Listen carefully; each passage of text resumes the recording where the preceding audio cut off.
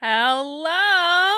Hello and happy Friday, guys. I hope that all of you are ready for another fantastic, fun-filled happy hour live stream. Now we've got a little bit of a doozy of a presentation today. I'm going to be honest, I'm not quite sure what to think of our presentation today that we're going to look at. It's called, here it is, We're All Queer Now. Neoliberal aesthetics of queerness and whiteness as ritual. This is a little bit more of an academic-y talk. It is from a associate professor at Villanova University, and I'm going to be quite honest. I'm not exactly sure how interesting or funny this is going to be, because it looks to me to be like one of those like academic-y, like they're going to use like lots of word salad talks. So just in case this talk happens to suck, I do have some other backup options. But listen, you show a talk to me that says we are all queer now, and there was just no other decision to make. Like, we have to at least watch it. We have to at least give it a chance, because I'm going to be honest, like when I first started my journey of listening to voices I disagreed with, I actually watched some videos that told me that because I do not ascribe to traditional female stereotypes, I'm queer, even though I'm straight and like really cisgendered and all these things. And so I actually think it's kind of an interesting argument to make that the left likes to say that we're just all queer. Okay, well, we can learn about that. But if this talk ends up sucking, I do have some alternate talks that we're going to be able to switch to. I do feel like there's going to be a lot of word salad in this talk. And so that's what, we got to get ready for. We got to get our premium word salad emojis for my channel members. You can use the regular salad emoji too, but I'm going to be honest, I like my salad emoji better because I don't like the salad emojis that YouTube puts in there. We also have our mount the like button emojis for channel members, as well as the new one from last week that's become even more relevant because we have the Kate furrowed brow emoji, just for when, things are getting a little bit too racist when we're having our discussion. But most importantly, because this is happy hour, we do have our mimosa emoji as well, just for channel members. So you can get access to those by becoming a member of my channel, which I greatly appreciate. Now, we have a few orders of business before we get started today. Actually, I'm going to go right back to my screen there. The first order of business is you want to make sure you download your Unwoke bingo card. You can do that by following the link that is pinned to the top of the chat. The link is also in the description below. And what's going to happen is you're going to come to the screen, you're going to generate a bingo card. You're going to have all sorts of unwoke words. Every bingo card is different. And what we're going to try to do is either get a line, or we can also do the four corners. And if you get a straight line or you get those four corners, you get a bingo. Just chat in that you got a bingo, and you don't win anything, but it's something that helps us pass the time. Once we start getting bingos, then we go for blackout bingo. Naruto says, breaking US intel suggests COVID came from a lab. I don't know if I'm allowed to say that on YouTube yet. I know that they have deemed that it is now acceptable to say this on Facebook. I'm sure they're going to be bringing back all those people that they banned for saying it a year ago. But thank you for that update, and I'm sure that we are all shocked and amazed that this is not something that happened naturally. All right, so everyone's going to get their Unwoke bingo card. We've got that all.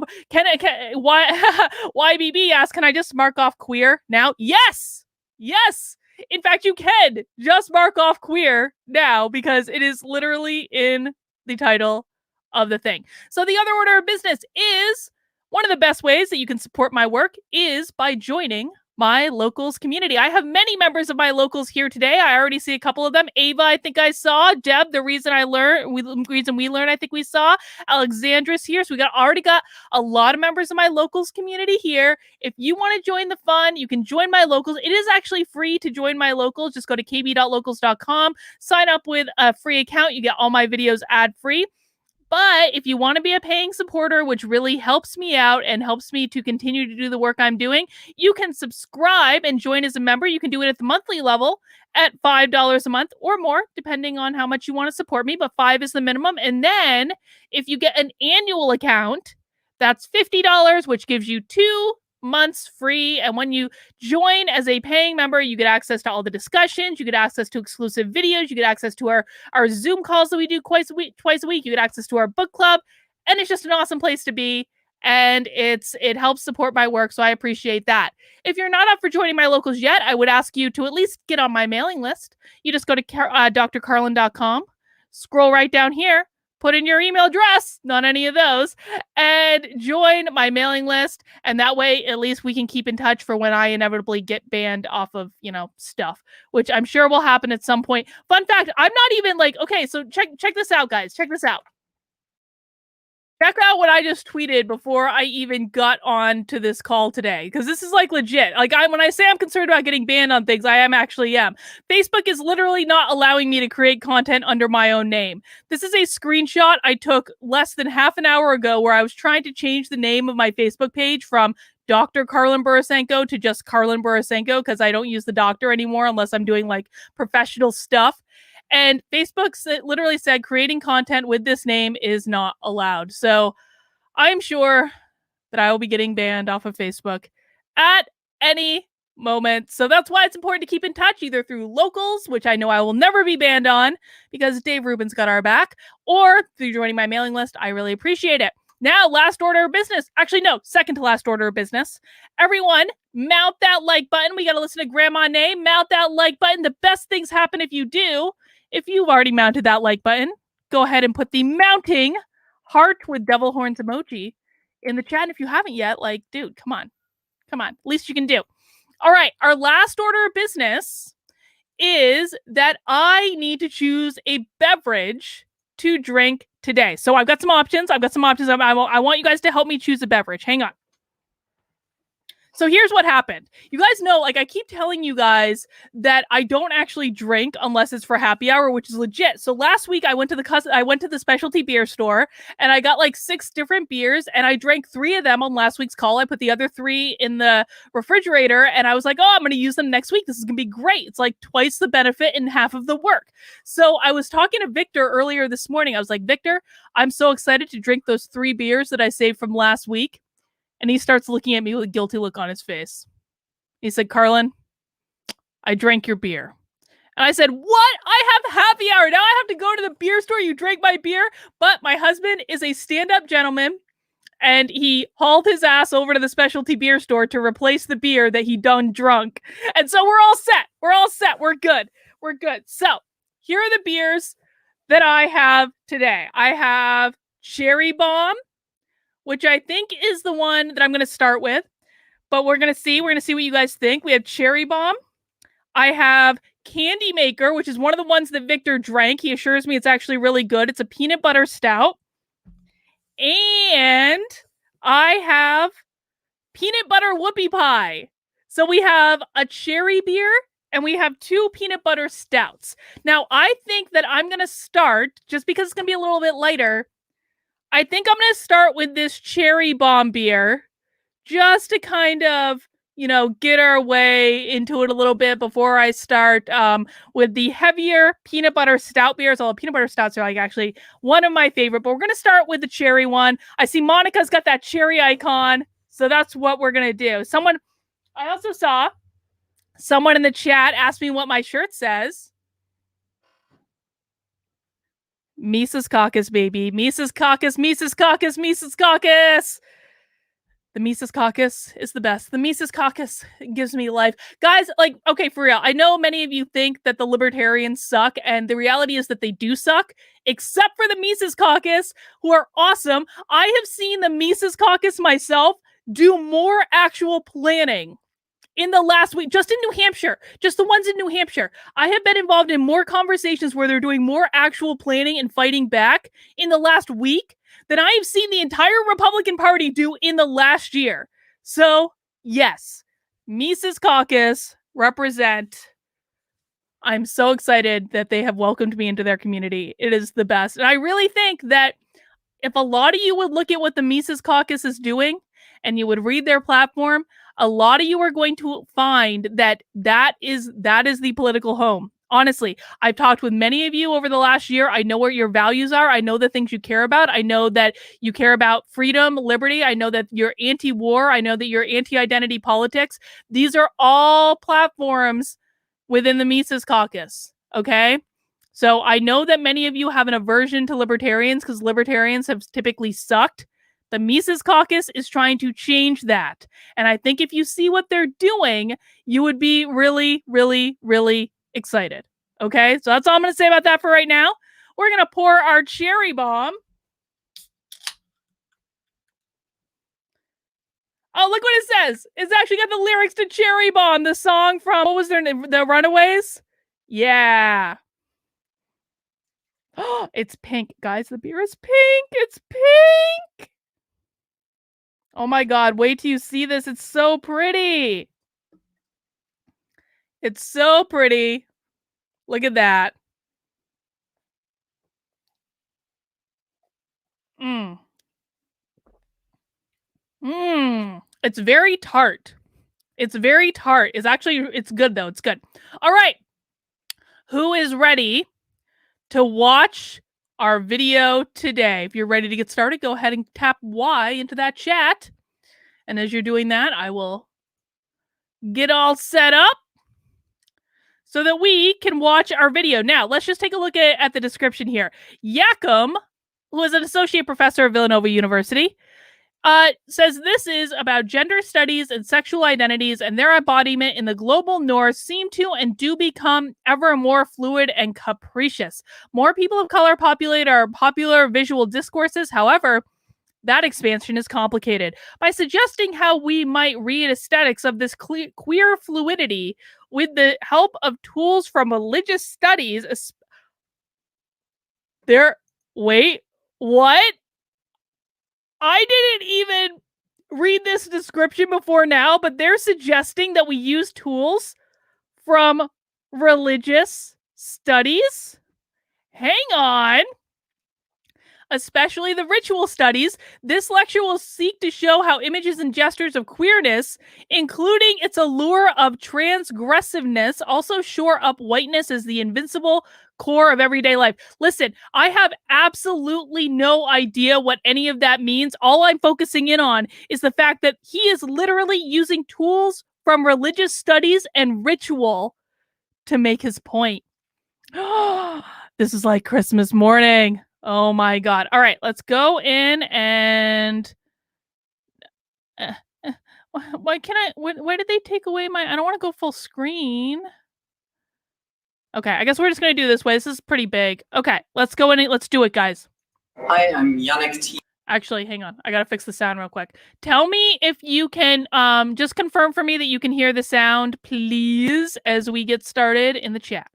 From Villanova University, and I'm talking about we're all queer now, neoliberal aesthetics of queerness and whiteness as ritual today.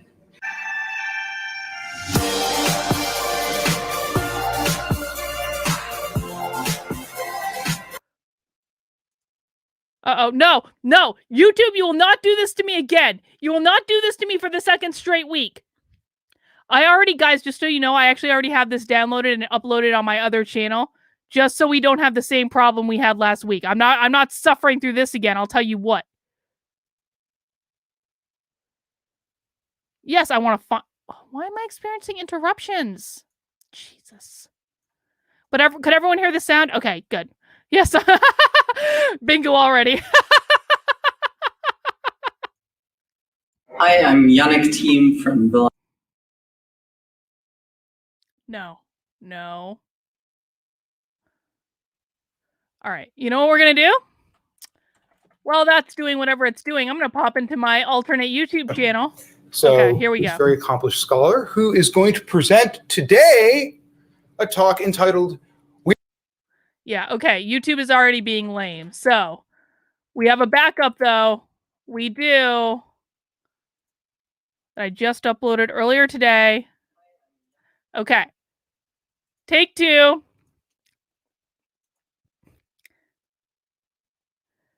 Archers, we're gonna try this first, and then I'm gonna try to pull it into the Chrome tab if this doesn't work. Okay. I don't know why YouTube is doing this lately. Okay. Take two on my alternate YouTube channel, Actively Unwoke, which I'm going to be building out over the course of the year. So if you guys want to subscribe to Actively Unwoke, there's going to be more content going up later this year. I'm using it as a warehouse for some of these crazy trainings right now, so that like we have a repository, but that's what I'm doing. Okay, let's try again. Team from Villanova University, and I'm talking about doing it again. Dang. All right, we're going to try the idea of pulling this file into Chrome. Ah! That did work. Okay. But why isn't it showing up on the screen is the question. Hang on. Hang on. Hang on.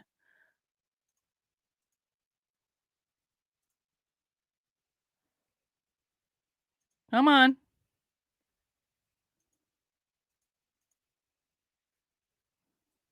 But you just played. Hi, I'm Yannick Team from Villanova University, and is this a StreamYard thing? Because that's definitely the raw file. Oh, we might have to go to a backup.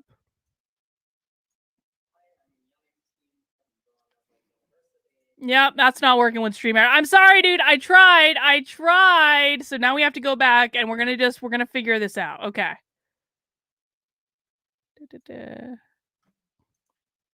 I never had any problems with this until like a week ago. And now like it's all messed up and it shouldn't be this way.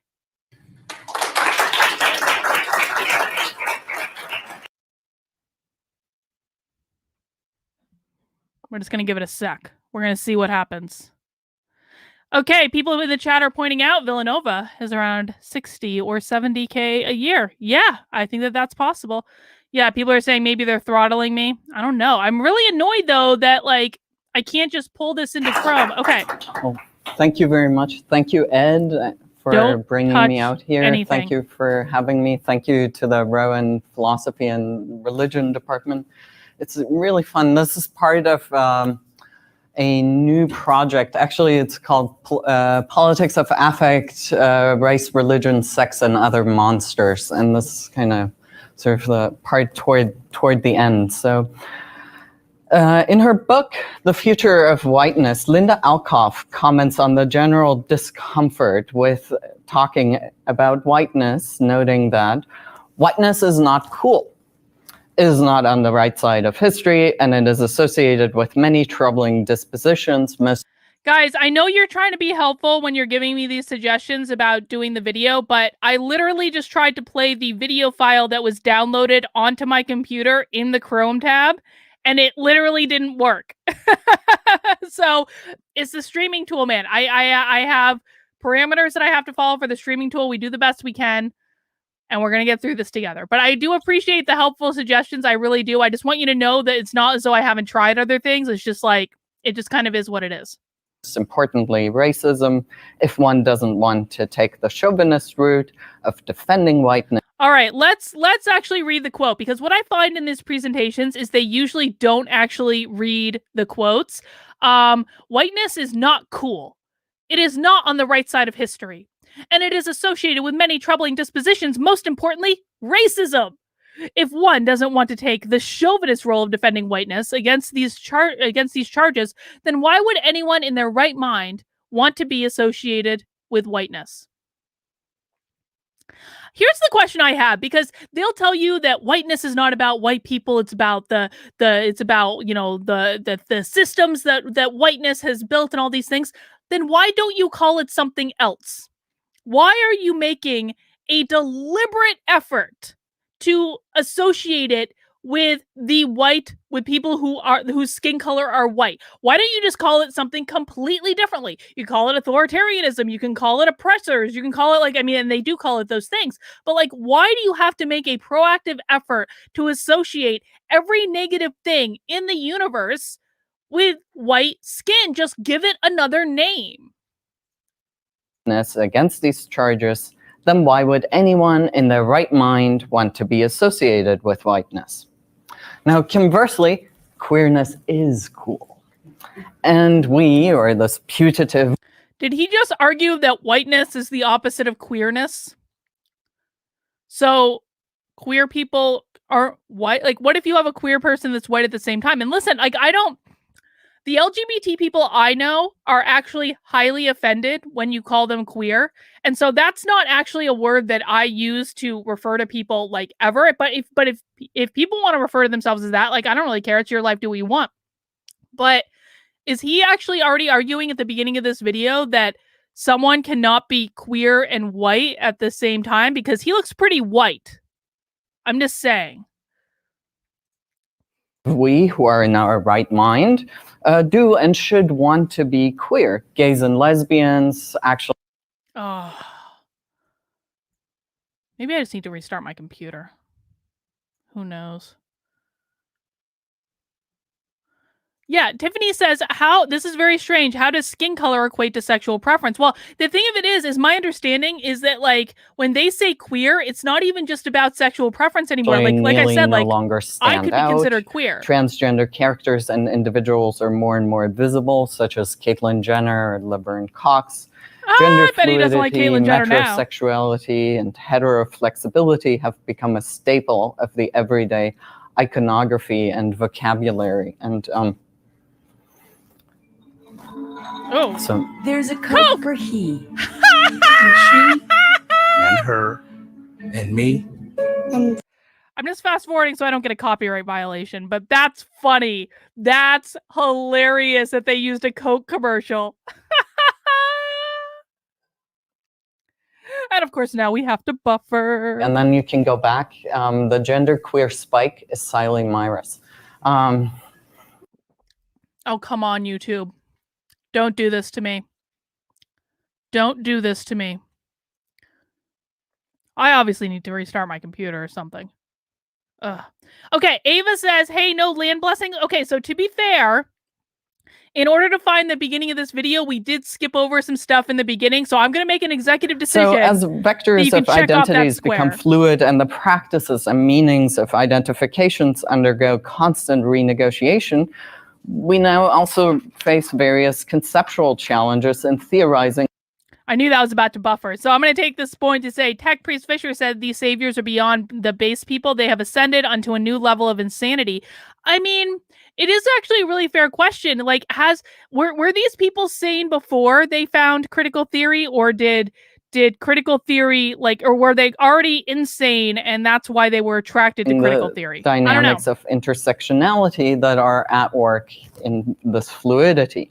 More specifically, as queer bodies of color are given greater force and presence, it becomes often harder to grasp the structural persistence of whiteness as norm and goal.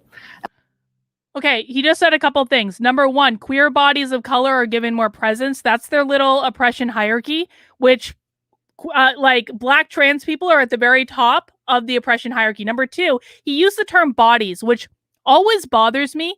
These people like to refer to black and brown people as bodies instead of human beings. And I just think it's like a really dehumanizing way to go.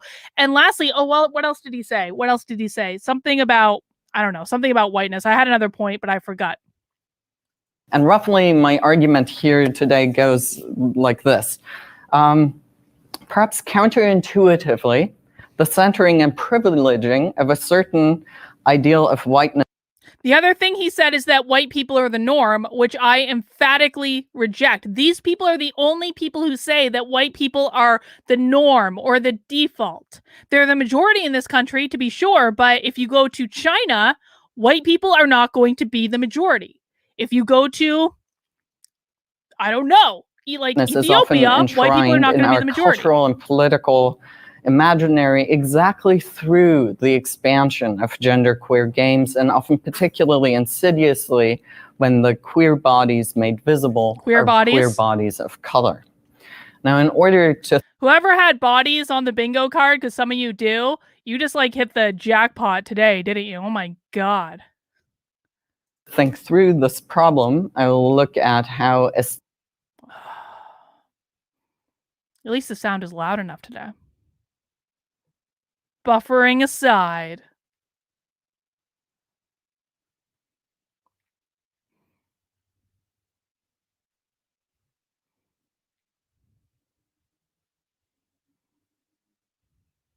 aesthetic practices, inscribed norms, and I will read these inscriptions as a form of ritualization.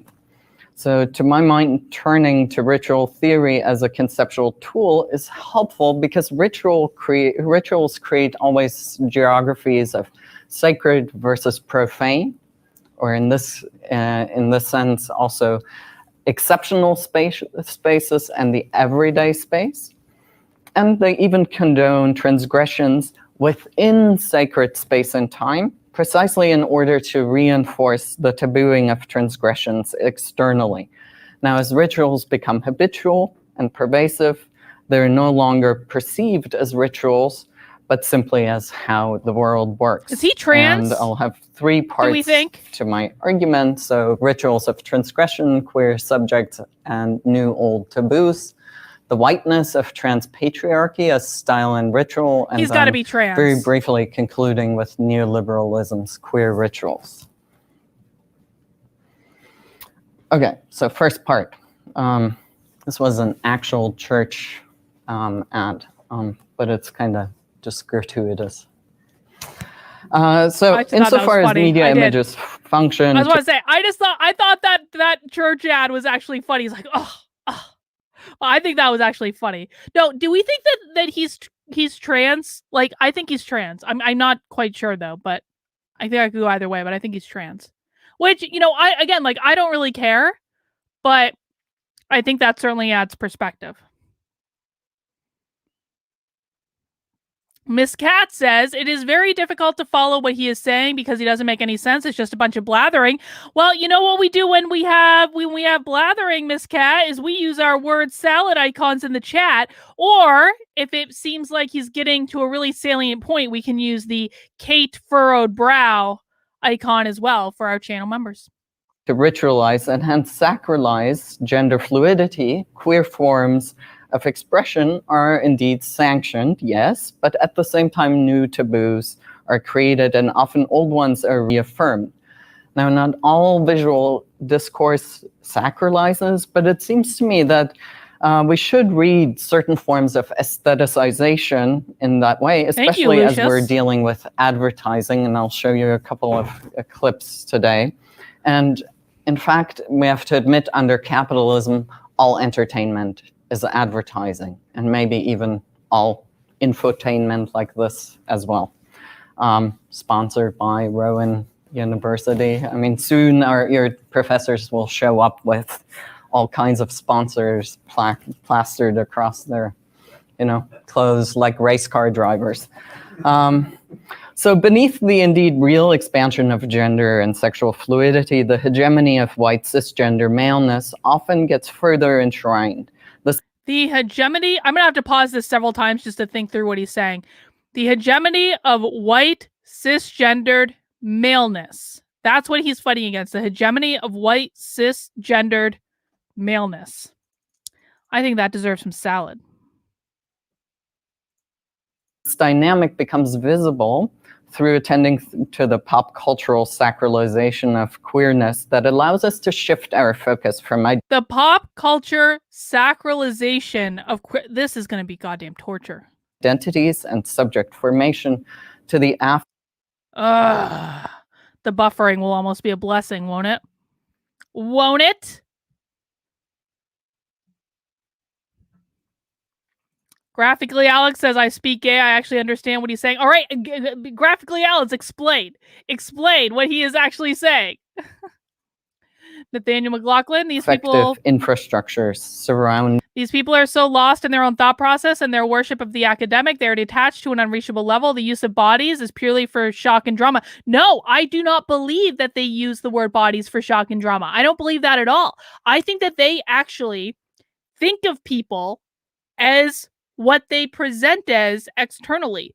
That's why they refer to people as bodies. I think that they actually think of people as this vessel, and this is why they don't acknowledge individualism. This is why they look everything as a collective, because they're just literally grouping people as people who look the same, or people who want to sleep with the same thing, or people who, have the same gender, or any of these things. That's why they say bodies, is because they're just looking at you as the shell of what you are rather than who you are as an individual, which is internal and much more complicated and not actually something that you're able to ascertain just by looking at someone. Like when I first like picked this thing, I had no idea this guy was trans.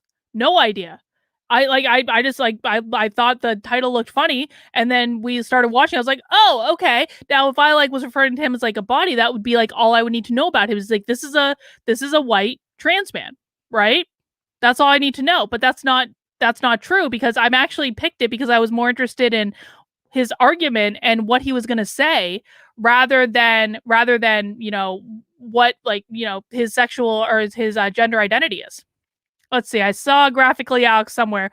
He's saying that by holding gay/queer people as transgressive, which is done by liberals primarily, it is actually upholding cis het white men as the default or ideal. Thank you, graphically Alex, for that explanation. Graphically Alex, by the way, I gave you a comment on I replied to one of your comments on my video and gave you a promo code for locals. I hope that helps you out. Alexandra says, yo, someone hasn't mounted that like button. And I know it's not you. Thank you, Alexandra, for your ongoing support. I adore it. All right, let's get back into it. And subtending identity and subject formation. Now, to read this aesthetic and liturgical dimension of the inclusion of gender and sexual transgressiveness in popular discourse, I want to turn to a 2005 commercial of the drink Campari. The ad is entitled The Secret, and is still and was at the time the first one that mobilized an aesthetic suspended between cross-dressing, gender-bending, and transgender desires.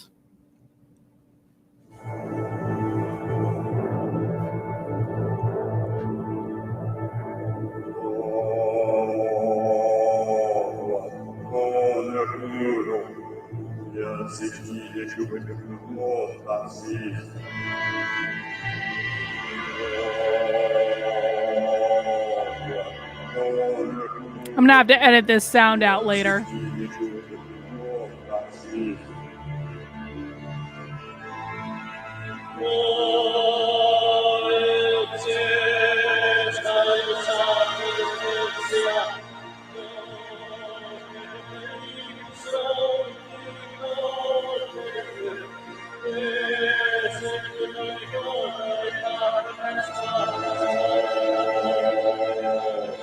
What is this? What is going on?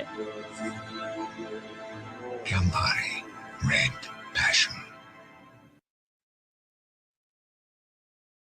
What the hell was that? I'm so confused. Miss Cat asks, what is cisgendered heterosexual? What the hell was that?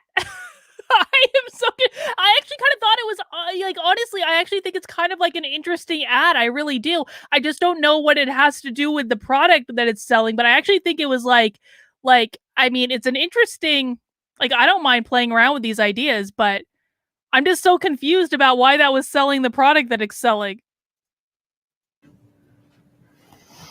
So, if you're binding, don't. I mean, I'm actually a big fan of like people doing like androgynous stuff. I think it's interesting, and I have no issue with that at all. I just I'm really confused. Maybe that's the point. I'm supposed to be really confused apparently, but I don't know why that's going to elicit me to buy something.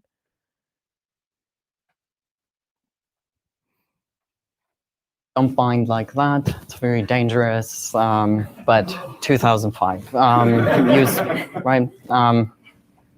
So there's really a lot to be said about this clip here, and especially also the play on secret and the revelation of truth and truths, which lends itself actually to an analysis of consumer capitalism as a religion of self-transformation and self-realization. But I want to turn our attention. Did he just say capitalism was an instrument of self-realization?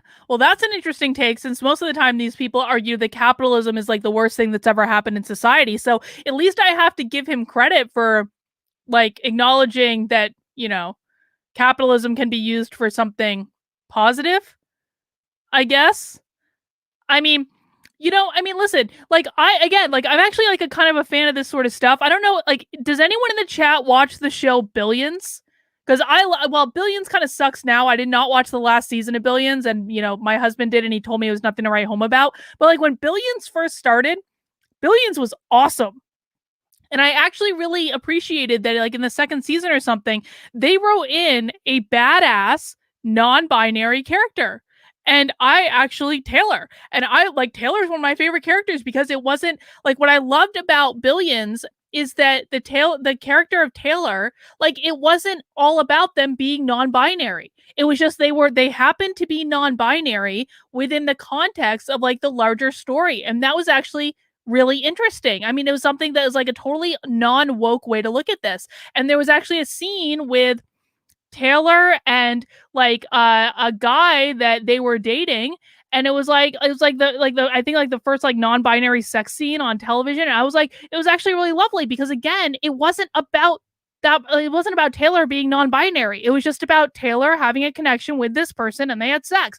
And that was actually like to me really refreshing when we're seeing characters that don't necessarily ascribe to what like these people would define as the norm, which I don't believe is the norm, but like those types of things are okay. And I don't necessarily think that the right doesn't get it when they backlash against stuff like that. That's how it should be. Just like these are just people doing their thing. Jeff Horton says, if this is the opposite of whiteness, I'm white. I won't watch this anymore. This country is in deep doo-doo. Segregation is now the option on the table for me. I'm not quite there, Jeff, and you know that I'm very black-pilled. I am black-pilled. I think we're fucked.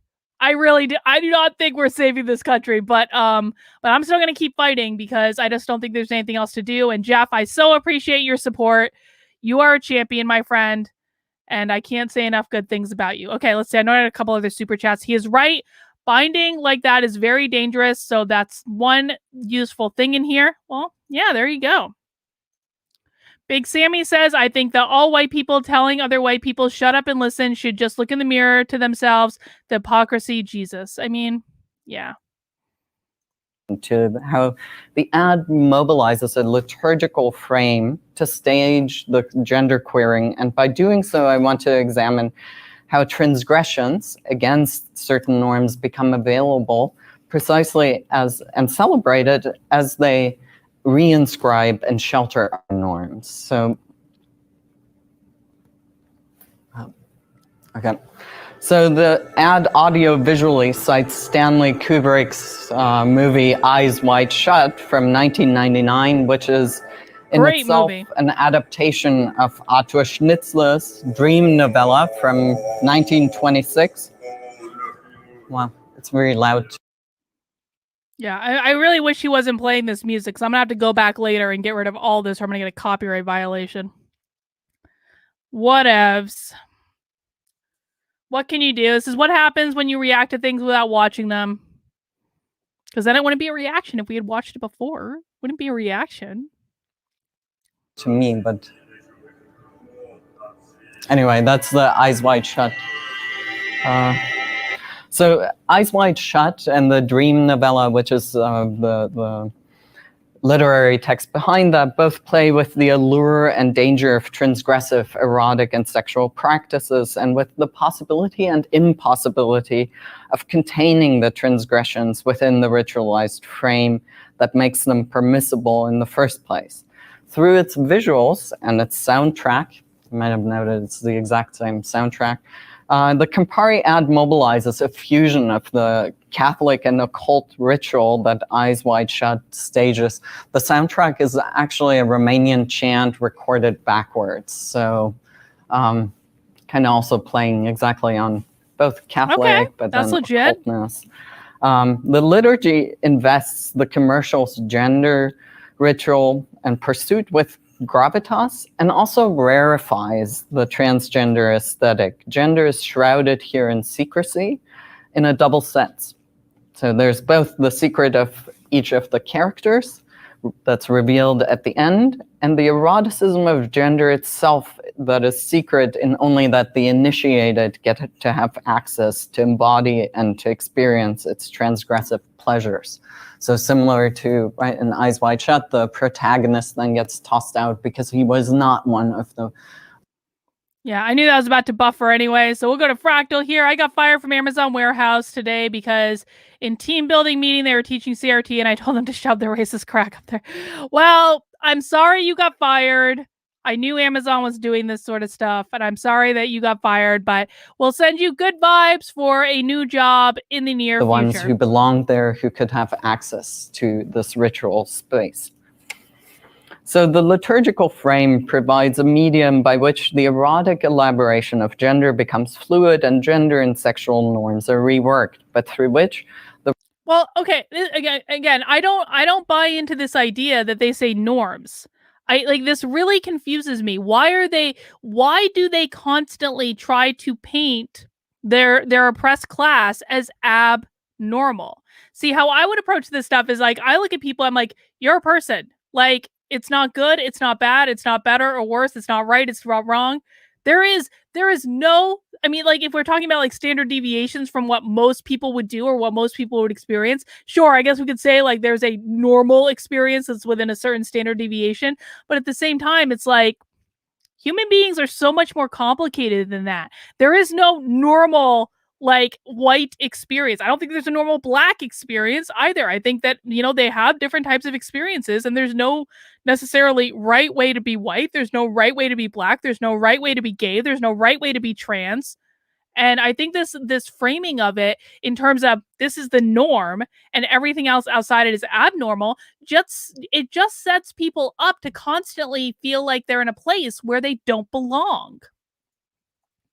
David said, you're right. A lot of this is all right in its place. People should find their bliss. It is the politics that goes with it that kills it. I completely agree with you. I think that most people on the political right, like, they don't care if people are gay. They don't care if people are trans. They don't care if people, even non-binary, they do not care. What they want is just to not be told that they're horrible people all the time because they don't agree with the most extreme activists on the left. And frankly, I think the right does their own damage too, because they get so pissed off at the most extreme activists. What they do, the right is purely reactionary, right? All they do is react to what the left is doing. So what they do when you have these extreme activists on the left that do not represent the greater population, the right takes it and says, oh, this is what it means to be an LGBT person. And it's not.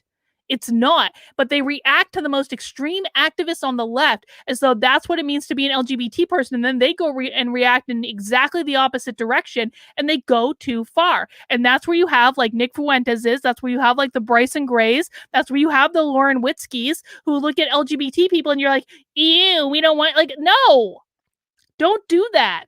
You guys have got to resist the urge to just like backlash against what the left is doing, because you're leaving a whole lot of people in the middle who you might otherwise agree with on a whole variety of topics that do not subscribe to that leftist activist mentality, that are just like, I just want to be myself. Like, I look like Caitlyn Jenner, and I'm like, Caitlyn Jenner is living her best life, man. I have no issue with Caitlyn Jenner whatsoever, and I'm certainly not going to go out of my way to call her by her former name or to use the wrong pronouns or any of that, because Caitlyn Jenner is like a reasonable conservative. And like the backlash to her on the right, I just do not understand it. Is the dumbest thing that's ever happened. Charmed 3XS says, when will these white saviors resign and give their position to a BIPOC? Until then, GYFOH. I agree with that. If they really want to, back up what they're saying, they would resign and give their job to a queer black person who also happens to be trans. Tech Priest Fisher says, these people still don't understand that tolerance doesn't require me to like you. All the big words isn't going to change that.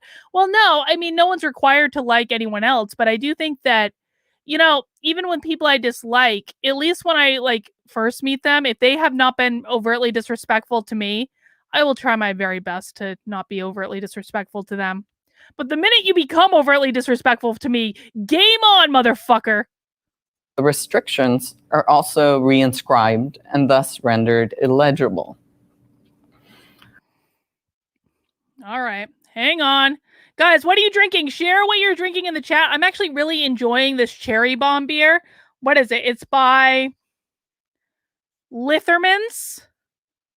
and I'm actually really enjoying it. It's a very nice summer beer. So what is everyone else drinking? Chat in what you're drinking. If you got the chat icons. So the first really telling restriction lies in the final refusal of the ad to cast transmasculinity as a sustainable identification.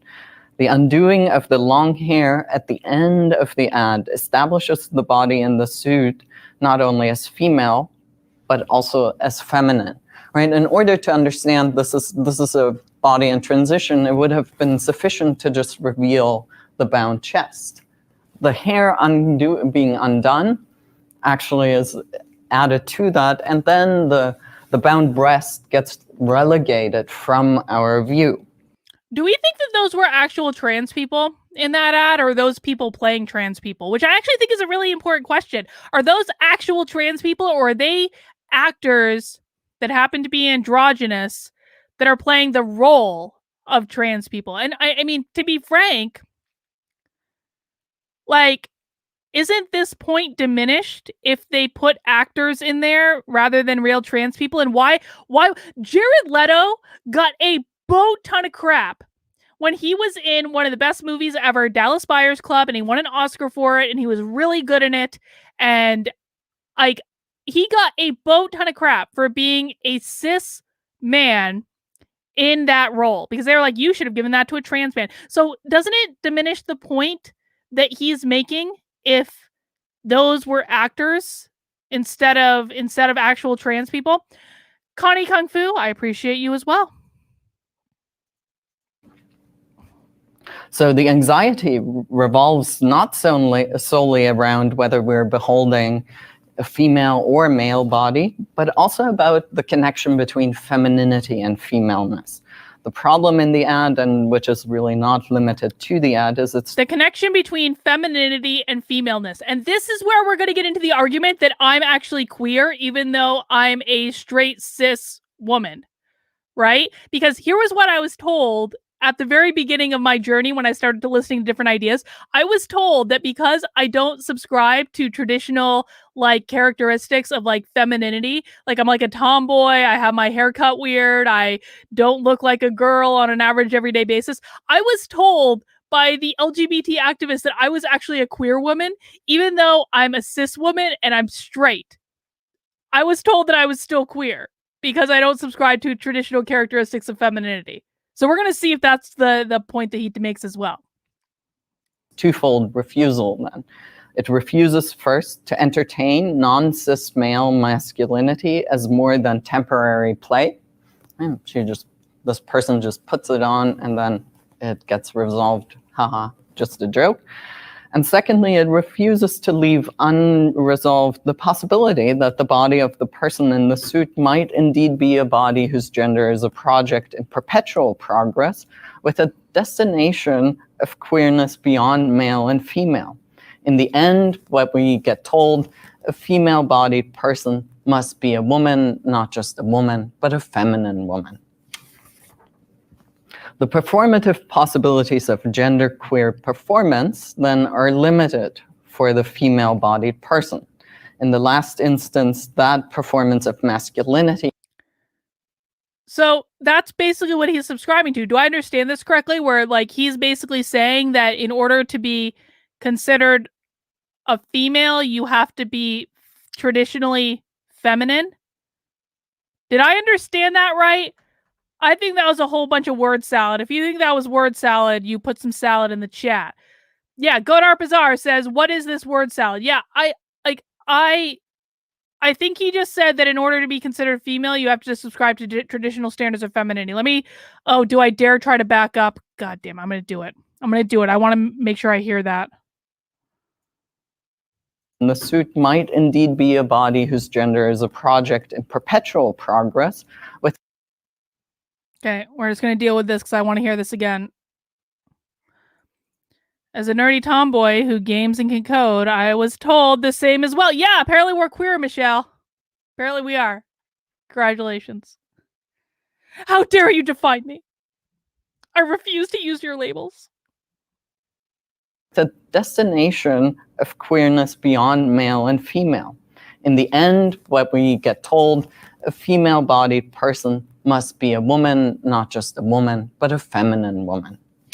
Okay, so to be fair, To be fair, he's saying this about the ad. Okay, I understand now, and I want to make sure that I understand. Okay, he's saying that about the ad. Okay, he's saying that this is what the ad portrays.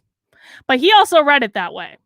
So I don't know. We're going to see. Possibilities of genderqueer performance then are limited for the female-bodied person.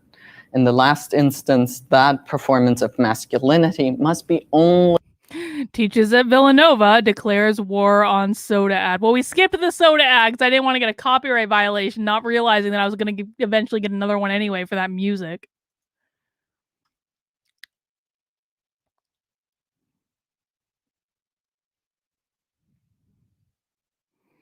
Yeah, I'm seeing a lot of people say, okay, hang on. And cannot attain what we call performative force, meaning that when something is performed, it really, the doing makes the being, right? You might have read sort of the archetypical example is the baptizing, or the way in which people get married, or when you get your degree conferred, the university president says, by the power of the whoever it is, board of trustees or university vested in me, I now declare you bachelors of arts. And then you are a bachelor of arts. So here, the performance of masculinity for the non-cis male body can't be performed. Why is he defining anything based on an ad that a company made? Like, he's basically making these declarations based on an ad. It is an ad. It was created by an advertising company. They probably did it this way because they thought it would get more attention. That's it. That's it. Do not, like, I mean, I get that ads can sometimes be like culture points, and you look at something like, you know, Budweiser and the Clydesdales, or even some of those classic Coke ads, even though, like, you know, who knows what Coke is going to do now. But, like, you know, you look at those things and you're like, I mean, like, this is like, there are some ads that can legitimately be, or like Norman Rockwell and the paintings that he did and the covers of Life magazine. Those are cultural inflection points. But like, an ad like that was designed purely to get money and attention for doing an ad like that. That's the only reason it had. This is not a cultural inflection point. That was an ad even that was aired in Europe, so we're not even talking about American culture. Formative in the sense that it cannot make that body really masculine. It has to be just a performance. There has to be some other reality behind it. So the doing of trans masculinity can lead to being a man or a genderqueer body in any way beyond being female. Now, it's easy to overlook, but the gendering in the ad is inseparable from its racial dimension. Unlike the Campari ad, Eyes Wide Shut actually doesn't mobilize any interplay between race and gender. Eyes Wide Shut plays with sexual transgressiveness. He's going to rip into Eyes Wide Shut for being a movie made in the 90s that didn't have any woke nonsense in it. Did Eyes Wide Shut have woke nonsense in it? I haven't seen it in a long time. I don't think Eyes Wide Shut is woke. I don't. Does anyone remember? I have to go back. I actually really enjoyed that movie. I keep watching that movie thinking I'm going to understand it more, and I never quite do. Whereas the Campari commercial plays with and eroticizes gender transgression. The commercial opens by staging what looks or cites stereotypical masculinity. We have a single guy at the bar scoping the room for women, and then his eye gets caught by a woman in a black evening gown who's about to ascend the wide stairs, and it's of course the naked back that catches his eye. But the staging of masculinity also operates through its confluence with the racial coding of the character in the suit as Asian. And that's actually an intentional casting choice. If you look into the Italian ad company and their explanation of this, they actually said, we explicitly picked out an Asian person for the exotic flavor. Why? In his book, why didn't you explain why they for the exotic flavor? Oh, okay, I see. Well, that's kind of a little bit racist, if I'm honest about it. That's a little. You can't emphasize exoticism without casting a certain race. Big Sammy says, I can't listen to this anymore. He's not saying anything. It's words, but it doesn't mean anything. Here's $5 more for having to put up with it. Thank you, Big Sammy. I do appreciate that. And I understand, guys. I do just think, like, I knew when I selected this one that it was going to be like a little bit more word salad-y than usual. But I also, like, I do think it's important. Like, this is the stuff that James Lindsay reads all the time. And sometimes we do a lot of like lighter things on happy hour. Sometimes we need to actually dig into the meat of what's actually being taught in the universities. And also, I was just really like fascinated by the title. So we're going to keep going with it for at least a moment. Racial castration, David Eng argues that Asian masculinity under the auspices of the Western gaze is rendered effeminate and cannot ever quite appear as bona fide masculinity, and often not even as quite male. While Eng in his book is concerned mainly with male bodies and male homosexuality, his arguments link quite well with the trans theorist Jack Halberstam's examination of the ways in which representations of female masculinity, and by the extension trans male masculinity, tend to be contextual. Did he just say that masculine females are basically the same as trans men? I'm pretty sure he did. He basically just said that masculines, like female masculine expression, is the same as trans men. I'm gonna rewind. I gotta do it. I'm sorry. Male homosexuality. His arguments link quite well with. Hang on. It's gonna come back.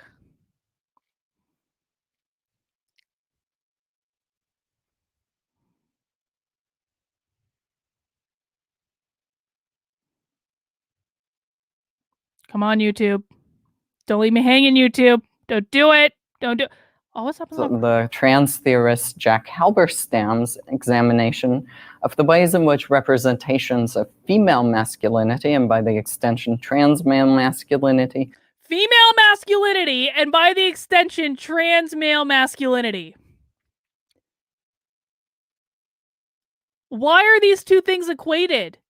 And why is the expectation, I'm going to be honest, like, why is the expectation that trans men are going to be overtly masculine? I mean, honestly, like, is there no such thing as like, I mean, I would think that some trans men are actually, they actually probably are a little bit more feminine, to be honest with you. That just makes sense. Wow. Tend to be contextualized and then carefully curated. See, and this is when it starts to piss me off. It really does. Because I can kind of like wrap my head around some of these archetypical things, and I can wrap my head around that. But when they basically say that masculine females are the same as trans men, this is why I think that if I had grown up now, I would have ended up being trans. Rated as not quite real.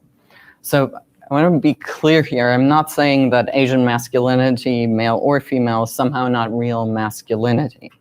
But the ad, I would hope not, in its staging, reveals how gender coding is racially delimited and animated, and how there's no way to rescue the ad by a queer way of reading. So even if we, as sophisticated queer readers, queer embracing audience, now say, oh, the individual in the suit, to me, they never appeared really. Is he making the argument that the ad is bad?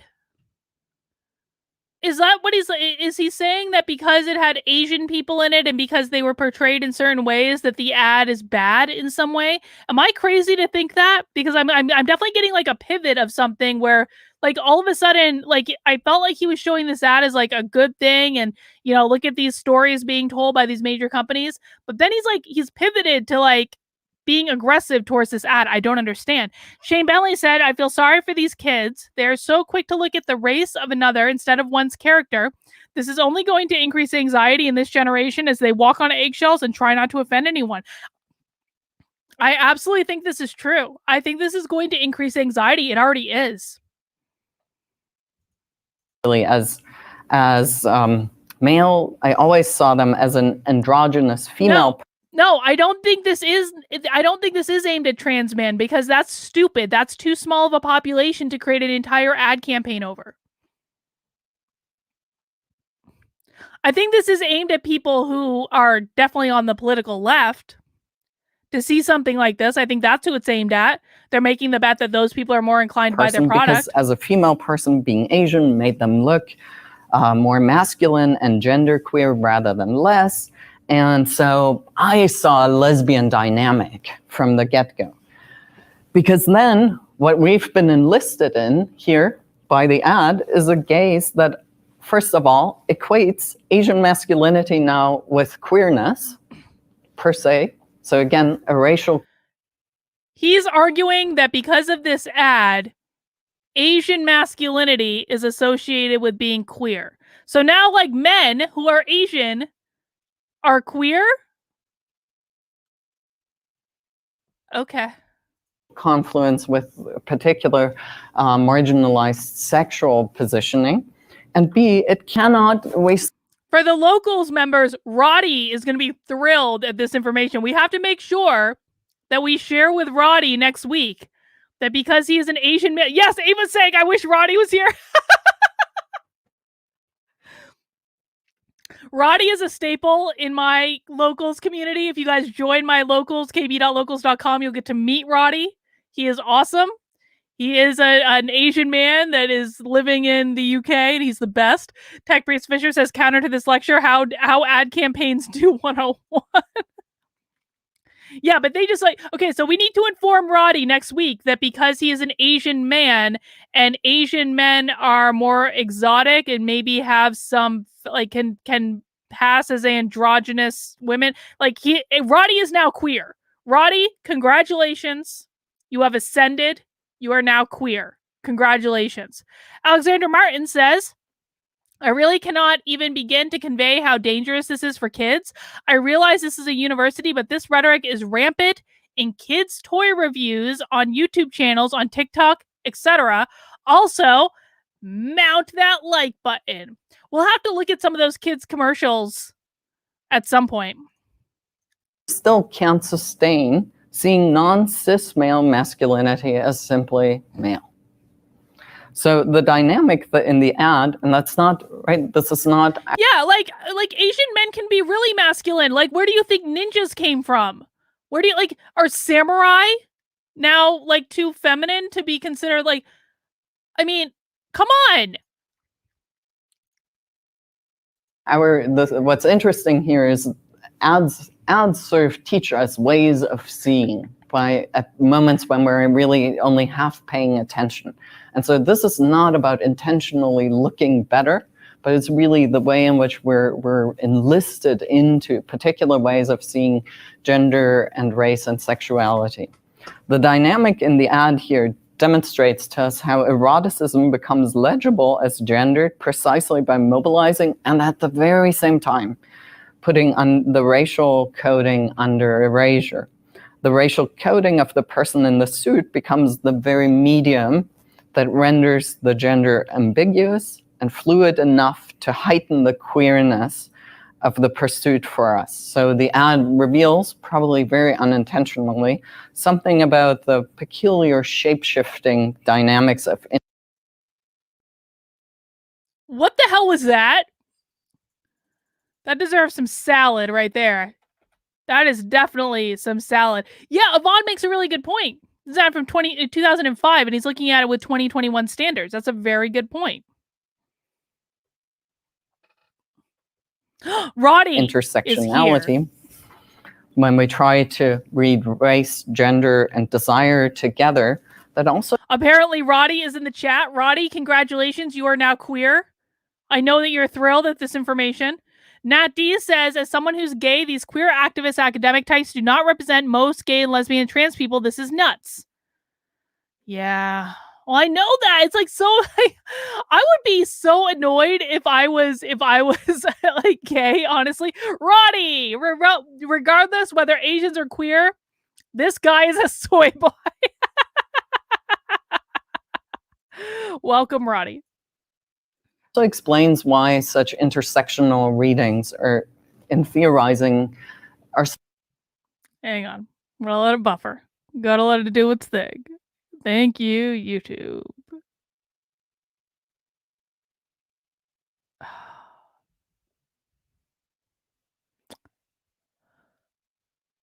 Come on. Come on. So hard to sustain beyond enumerating lists because we have to see how one aspect ends up becoming the medium for another. So using the very Orientalist trope of non-European sexuality as unbounded lascivious sensuality, the ritual of gliding from an erotics of sex to the erotics of gender toward the end of the ad here protects actually white maleness as exactly that which cannot be touched by promoting genderqueer, transgender fluidity and stylization. What the fuck did he just say? This is why he has to read off a script, because I have no idea what he just said. I do know where he said Orientalism, which I found to be highly offensive. I don't know what's going on right now. Guys, we might need to switch to a training that I can actually understand, because I legitimately have no idea what this guy just said. Sacralization of gender queerness, then taboos non-white trans masculinity as something that can be really sustained, and so ends up enshrining the whiteness of trans patriarchy as a style and ritual. It ends up in oh, he's got a picture. Hang on. He ends up enshrining the whiteness of trans. Oh, he's got like okay, the whiteness of trans patriarchy as style and ritual. The whiteness of trans patriarchy. Again, like I actually like ads like this. I think they're interesting, but whatever. So I want to put some pressure on and try to unpack what that might mean for us.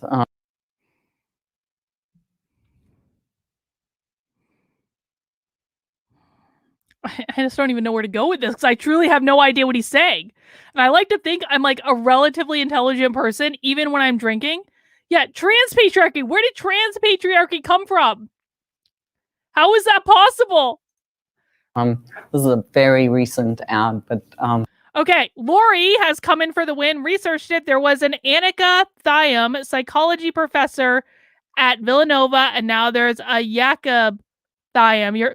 I told you, trans man. I told you.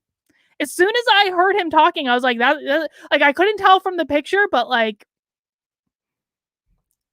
it's always the way it goes. And I'm not saying like that disparaging about trans people, but anytime you have someone that's lecturing about the whiteness of trans patriarchy, which is ironic, isn't it? Because he's literally saying that he's playing into the patriarchy. Like, I thought that trans men were immune from the patriarchy because they were too oppressed to be part of the patriarchy, and it was only like cis white men who were in the patriarchy. But now we're learning that trans men are also in the patriarchy. Okay, fine. It's kind of interesting. Over the last year and a half, I started really thinking about this earlier, but last year and a half, we've seen an explosion really of genderqueer advertising. But again, you see, it's very, very. When did androgynous become genderqueer? Because androgynous stuff has been around for like forever. Like you look at like Grace Jones, right? Was she like a model in the 80s? Like erogenous people in like modeling and advertising have been around forever. When did the terminology change from androgynous to genderqueer? I don't like. And that's an honest question. Stylized sort of, and of course, I bet you James Lindsay knows the answer to that. Someone asked James Lindsay on Twitter when androgynous turned into genderqueer. Very white. So I'm deadly serious. I want the answer to this.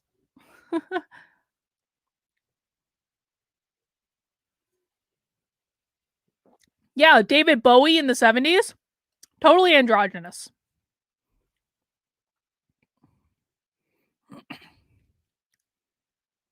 Twiggy, yeah. I want to put a little pressure on understanding the whiteness of trans patriarchy as a style. Wait.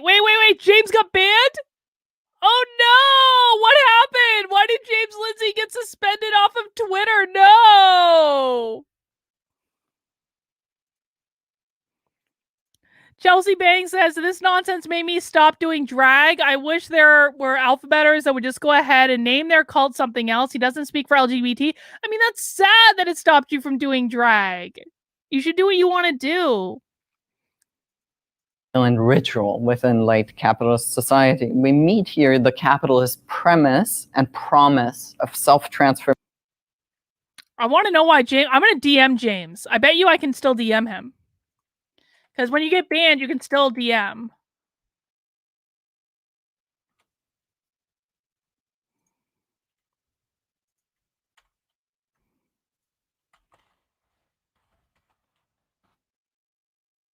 Transformation through consumption and social mobility through consumptive self-transformation instead of through structural change. Now, the metaphysics, or what in philosophy we call metaphysics, at the heart of the late consumer capitalist society is here the promise of performativity, of performance. So what I mean by that is this. The promise that capitalism works with at this point is that performance is actually performative. So, oh, you know where he's going to go? Okay. I know it made it seem like he was on board with capitalism at the beginning because he's showing this ad with like androgynous people and trans people in it. But he's going to somehow say that capitalism is bad because of this ad. It's going to somehow turn around to like capitalism is like the bane of existence because of stuff like this. Mark my words. By the end of this, we're going to get to the reason why capitalism sucks. So whatever I perform, I will become that. If I wear whatever that is, if I buy the fancy clothes, I now can too rise in my class status. If I brand myself with the right university degree, I also become the right individual. So he's going to say something like capitalism only leads to performative outcomes such and such. It's like you know, like that's, I think that's where this is going. The performance brings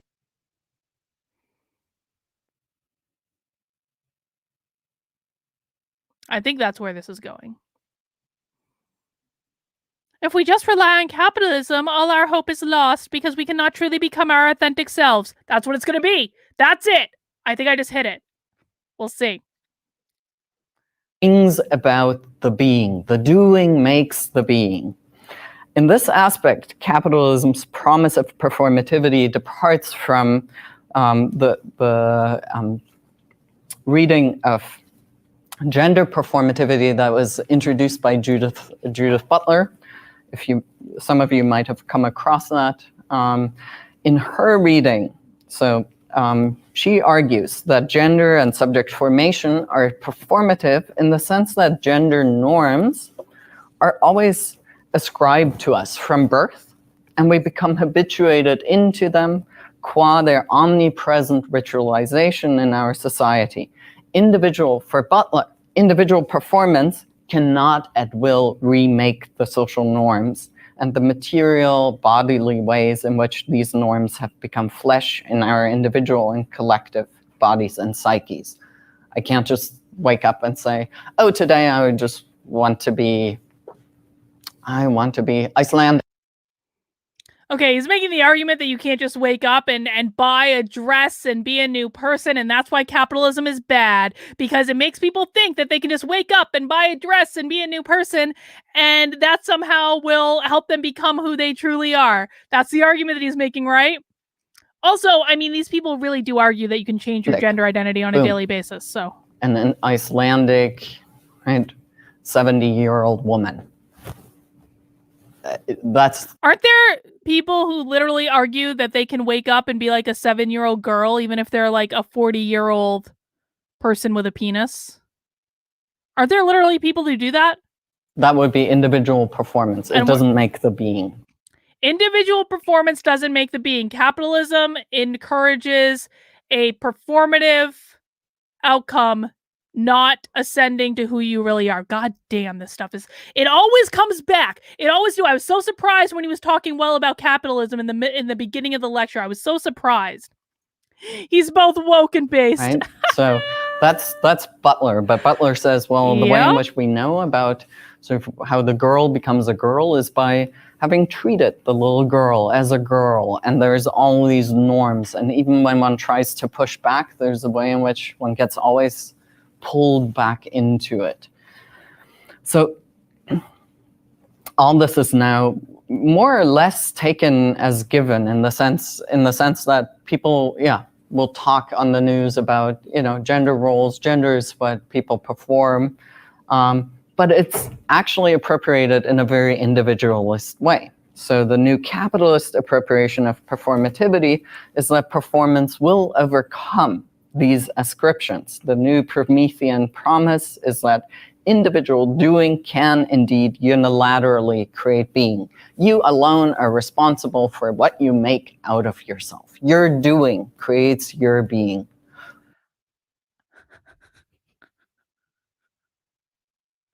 Do you guys get what he's doing? He's arguing against the idea of personal empowerment and individuality and meritocracy and hard work and all of these things. He's literally arguing against that and saying that no. Who you are is not a reflection of what you do. It is a reflection of something else, and I'm going to give you the answer to that. I'm pretty sure that's what he's doing. Ooh, kind of makes us want to go back to some essential being. See? So this promise looks neutral and open to all shapes and versions of you do. No. Your behavior doesn't matter. It doesn't matter. All these things. And this is so problematic when you're trying to help people have happy and fulfilled lives. Because your behavior does matter and your perspective does matter and what you do in the world does matter. All these things matter. It's not performative. There is the idea of faking it till you make it. Everyone can and should aspire to be anything through managing their life and investing in their appearance. However, as the dominant cultural and You're basing an entire lecture off of advertising, and you think there's not going to be an emphasis on appearance? That just seems to be an incredibly flawed methodology from the beginning. Oh no, don't freeze. Don't freeze, you fucker.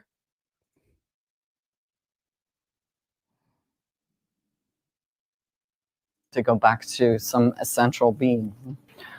So it's gonna this freeze again. Okay, there it goes. Yeah, I mean, fake it till you make it actually works, because we have to become what we want to be up here first. We have to already be able to see ourselves as what we want to be, and then we act as though it's already true. But you have to be able to see it up here first. If you can't see it up here, you can't be it. And they've done research on this. This is like sports psychology. If you visualize yourself doing an activity, it will actually work those muscles. And open to all shapes and versions of you do you.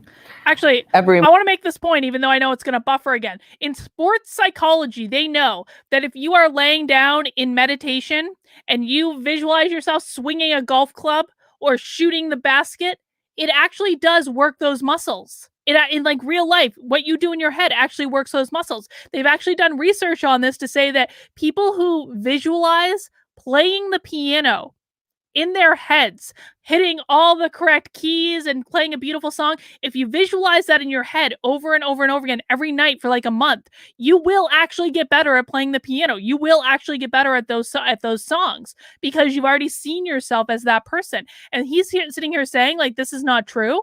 Like, no, there is a ton of evidence that comes out of sports psychology that says this is true. There's also evidence that comes out of Harvard that says this is true. That it was like the time travel study that was actually done in New Hampshire, PS.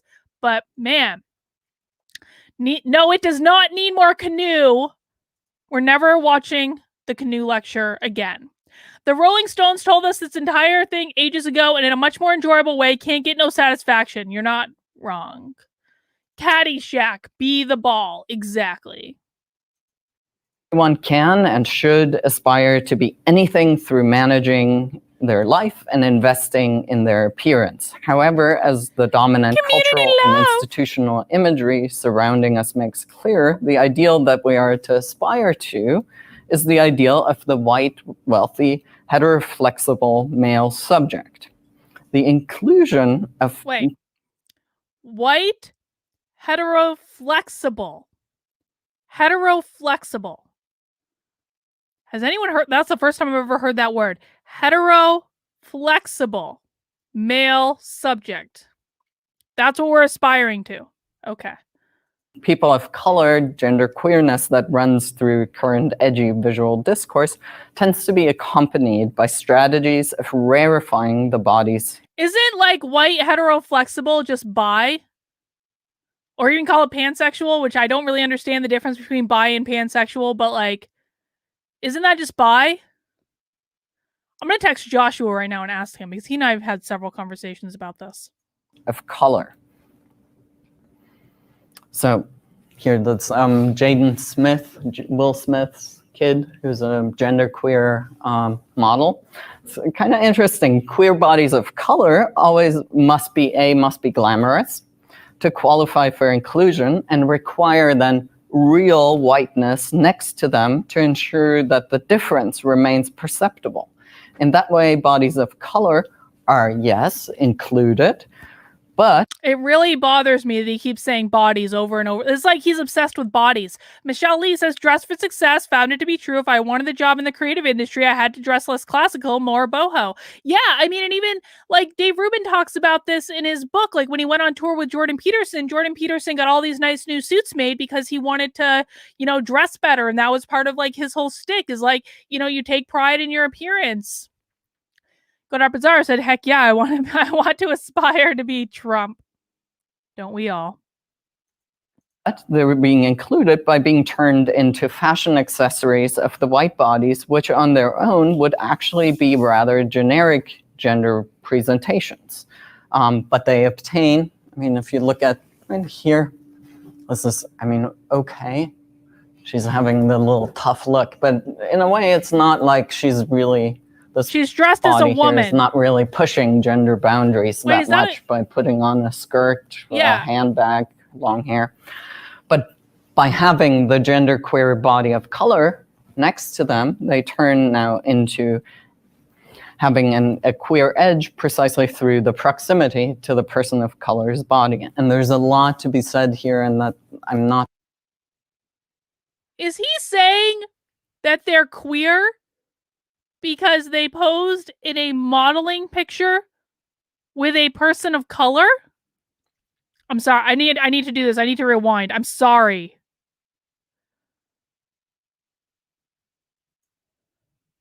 Rather generic gender presentations. But they obtain, if you look at here, this is, okay. She's having the little tough look, but in a way, it's not like she's really... Is that the same?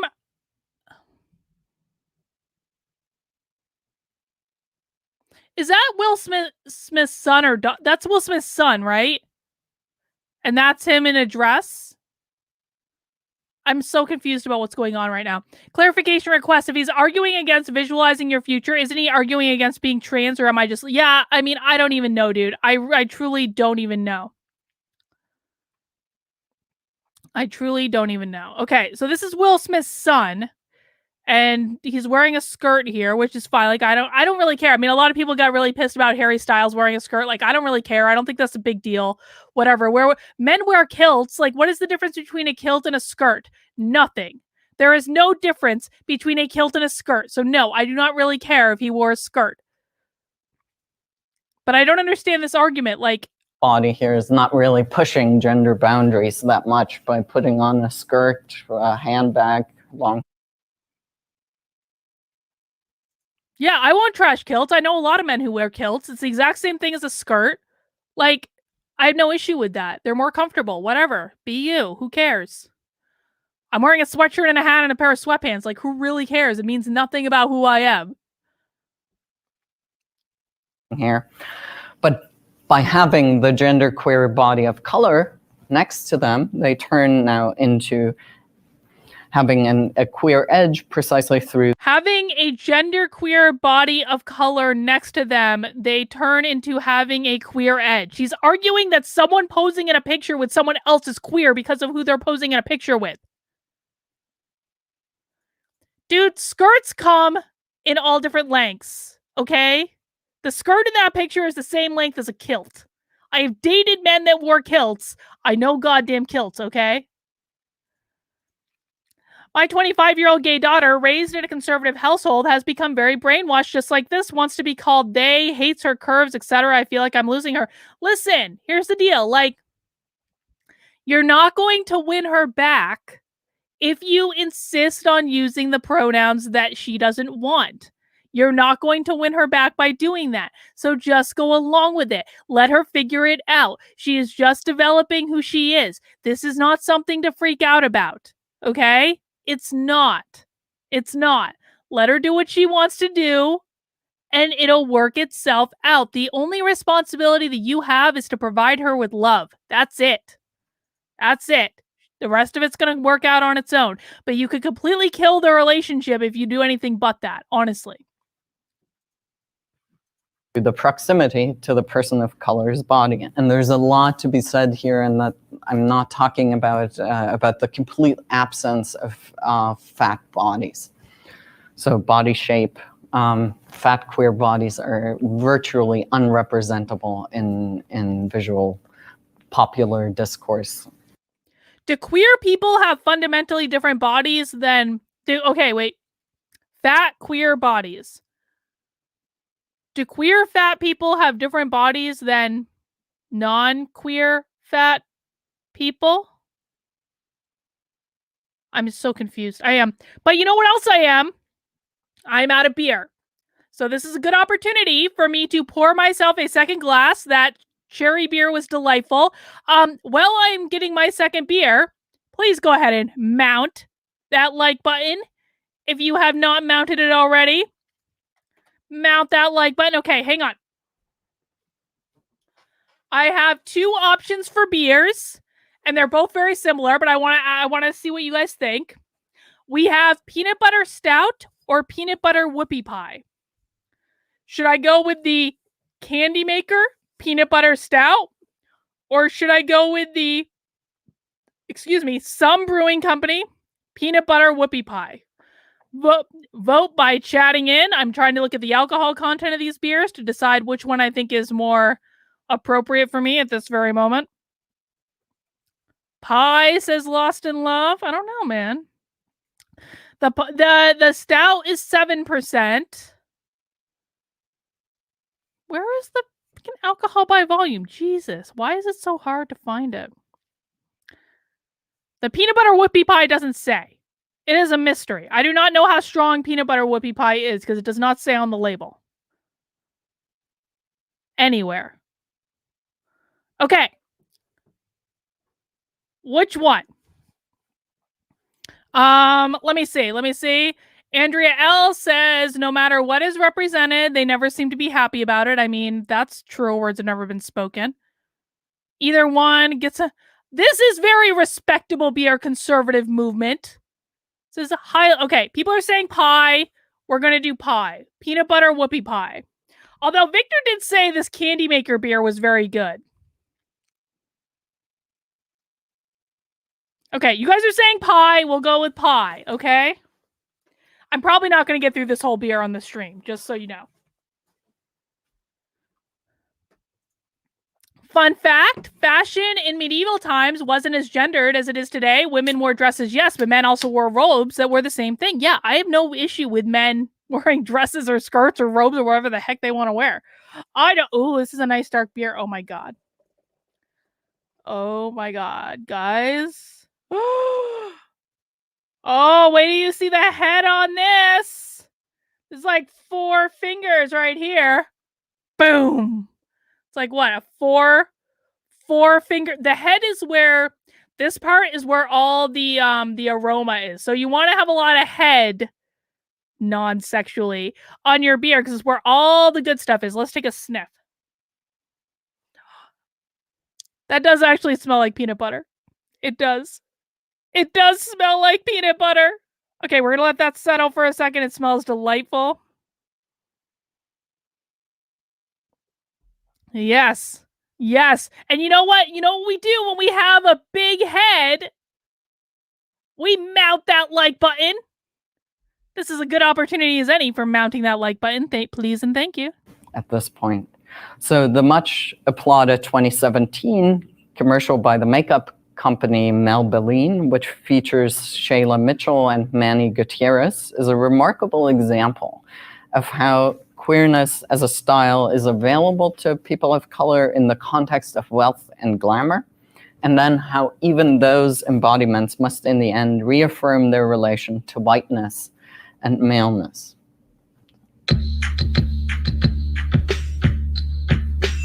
Welcome to New York! Girl, this room is everything! You know what? Let's get bossed up. Yeah!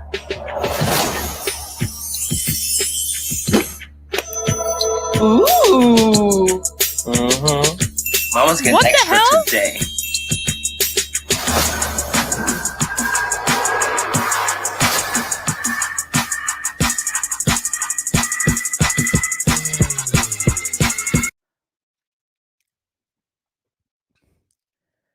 She has a gay friend. She has a gay friend. That's all this is. She has a gay friend. Every woman has at least one gay friend, or they should have at least one gay friend. Gay men come in very handy, but this is ridiculous. What is he going to say about this? What the fuck?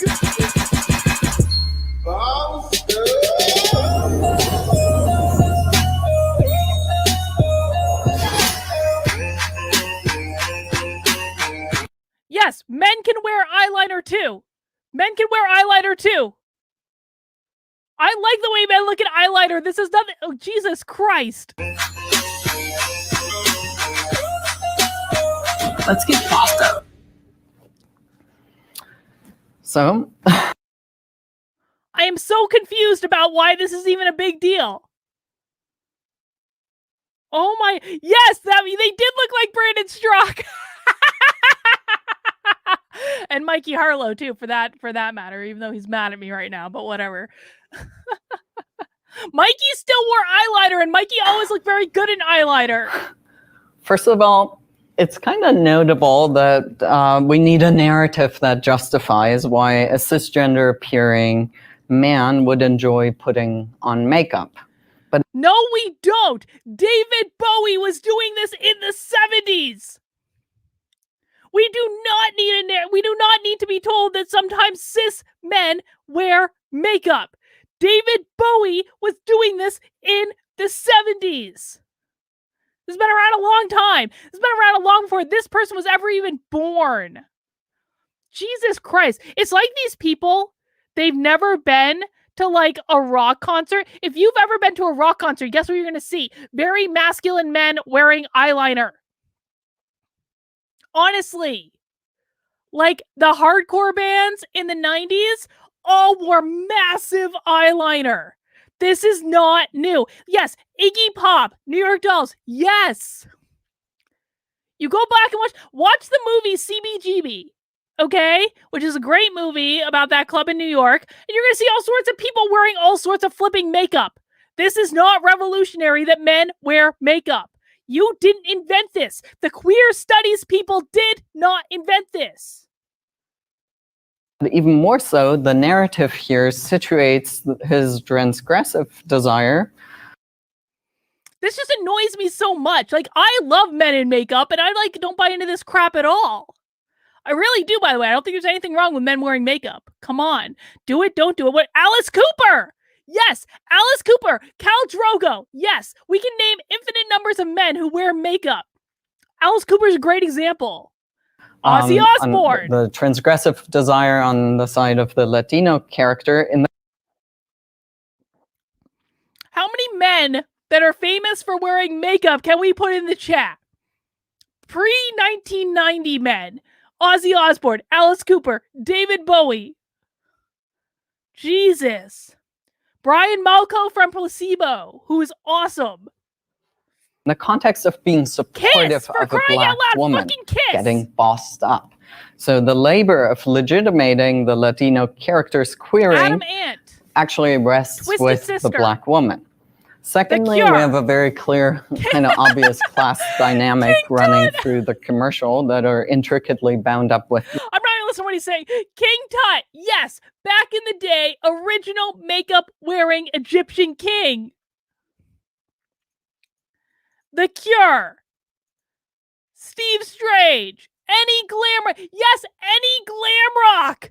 Any, look at that, like any glam rock. What was that movie that was about, like, what was that goddamn movie? Like Blue Velvet? Was that it? It was about like glam rock and punk and like the UK. I don't even know, but any man on camera is wearing makeup. Yes.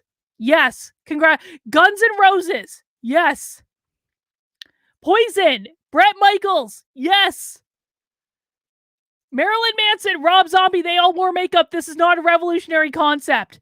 It didn't require a fucking what the hell is that even called? I don't even know. What is the thing for your lashes called? It's not eyeliner, it's the other thing. Mascara. It did not require a mascara commercial to feature men who are cis wearing makeup. Jesus Christ. The gender and race dynamics. So on the one hand, it's clearly an advertisement that is readying us as the audience for a more diverse managerial and well-off class that also has people of color in it. The Latino and Black couple are being served by a white bellhop who seems to actually be quite content serving them. But on the other hand, the setting also rarefies where Latinx trans femininity can find a place, not only Latinx trans femininity. There was not a single person in that commercial that was trans. Why are we talking about Latinx trans femininity when there is not a single person in that commercial who was trans? Latinx, bingo word, drink. We must be sheltered by the liberal bastion of Velvet New York Goldmine, City, yes. but Latinx male. That's the name of that movie, Velvet Goldmine. It's a good movie. Placebo's in that movie. I might watch that movie tonight. Yeah, the vampire Lestat wore makeup. Exactly. Jesus Christ. Trans femininity seems also to require a rather swanky Manhattan hotel suite as the vessel to contain it high above the roofs of every. Yeah, I don't know a single Latin person who likes Latinx. Only people like this like the term Latinx. I don't know. I'm not the ultimate warrior. Yeah, vampires are hot. For real. Men wearing eyeliner is hot. And you cannot change my mind about that. Men wearing eyeliner is hot. Everyday life. Third, applying the makeup, if you look, what's gender queering here actually needs to be counterbalanced by aspiring to paler. Hang on.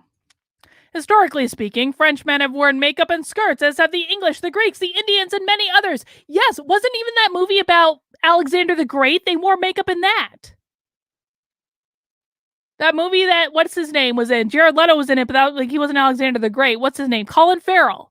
They wore makeup in that movie. Rather than darker skin color.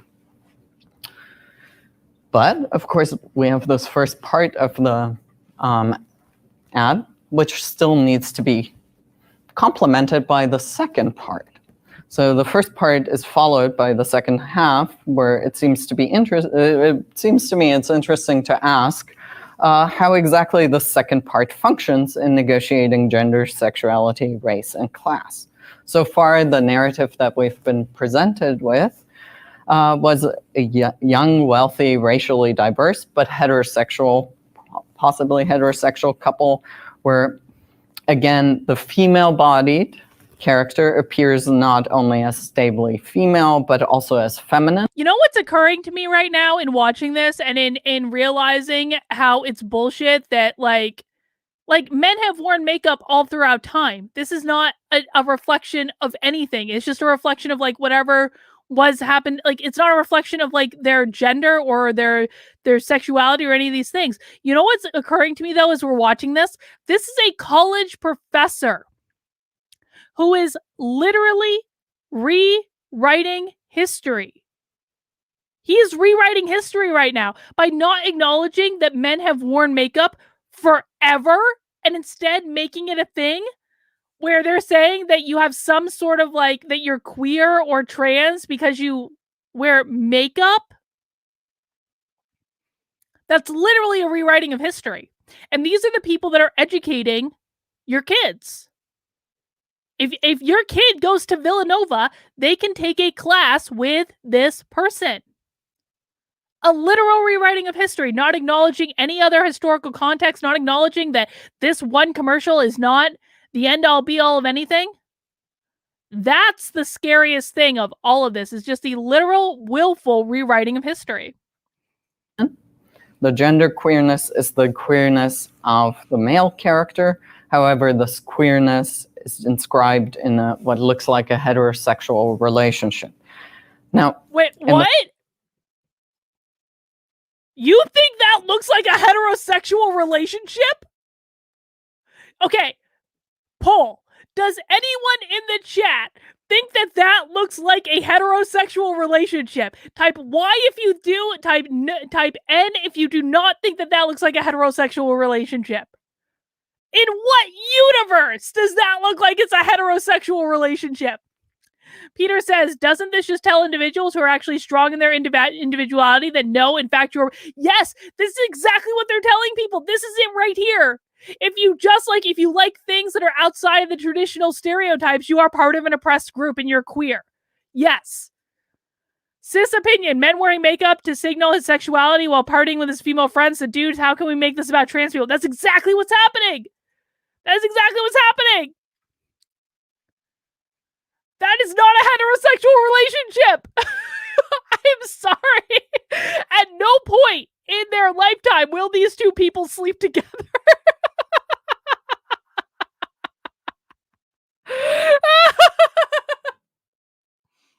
Adam Johnson, I'm a few minutes behind, but if nobody has told you yet, the Beer Advocate says you're drinking 6.3. That's the answer I was looking for. I wanted the lower alcohol volume beer. It's actually pretty good. I'm enjoying it. I am. Wow. Like, are straight women even allowed to be friends with gay men anymore? Like, are we even still allowed? God, I would have no friends. I would have no friends at all if I wasn't allowed to be friends with gay men. The first part, the only appearance of a white body is a white body that serves the people of color. The one small gesture of whiteness was the application of the paler makeup. Otherwise, the narrative exclusively centered on two people of color and queerness as gender queerness, even if it's made possible in the context of wealth. But it turns out that our two people of color cannot simply enjoy themselves and each other, right? Here they come in, enjoying, wow, great. Because he's obviously gay! Oh my God. I've heard Jordan Peterson can say more in one sentence than this entire presentation so far. They needed a man because he's obviously gay!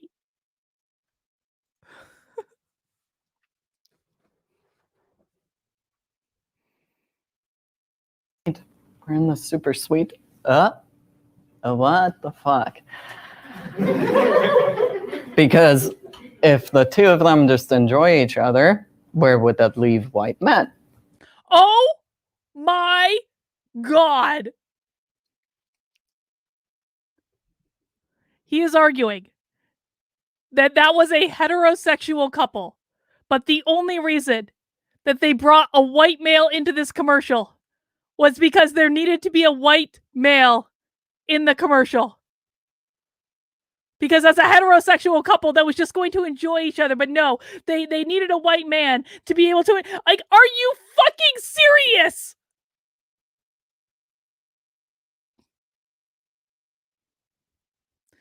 Whatever consideration I just gave this person in the first half of the presentation, I'm giving no further benefit of the doubt to this person. If they cannot identify that that was not a heterosexual couple.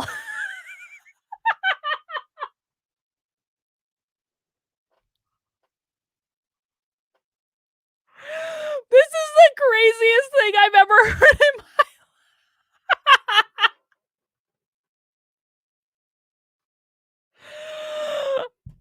my God. Thank you guys for being here with me. This queer teacher, how do gay men...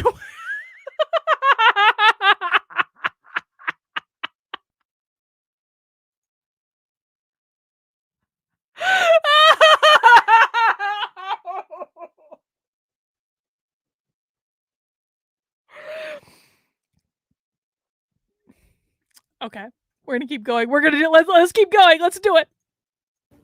Our bellhop has returned as a petty thief, but he's a glammed up intruder who signals. The bellhop is a petty thief? That gay man, the guy that's with her, he is not going to be upset that that bellhop showed up. Like, P.S., he is not going to be upset at all that that bellhop showed up. He's going to be psyched that that bellhop showed up. Cisgender maleness by sporting a clearly visible beard. And it's hard to notice, but even though he's now wearing a golden suit, having literally become the golden boy, while both people of color actually wear mostly dark black clothing, the bellhop is also still wearing his name tag. So he both still is and is not the working class boy. But as a golden boy, he now enters into the constellation on equal footing with the rich people of color.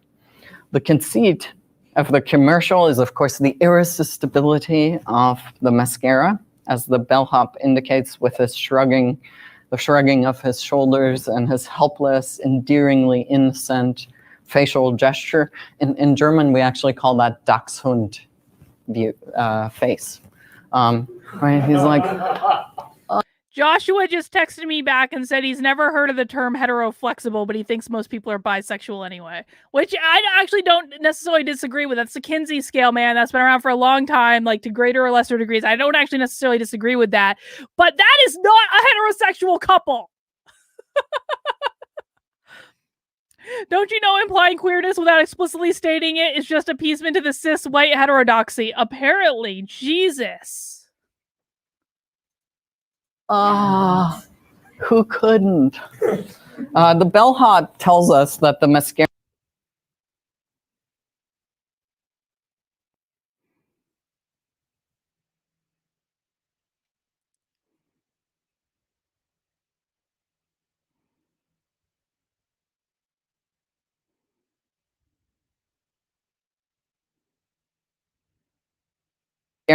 getting bossed up is simply so irresistible that he could not but magnetically be attracted to it. The interrelations between race, class, gender, and sex are indeed queer here. All the characters, regardless of gender, tell us about the desire of getting bossed up. Wait. What's all queer here? Hang on.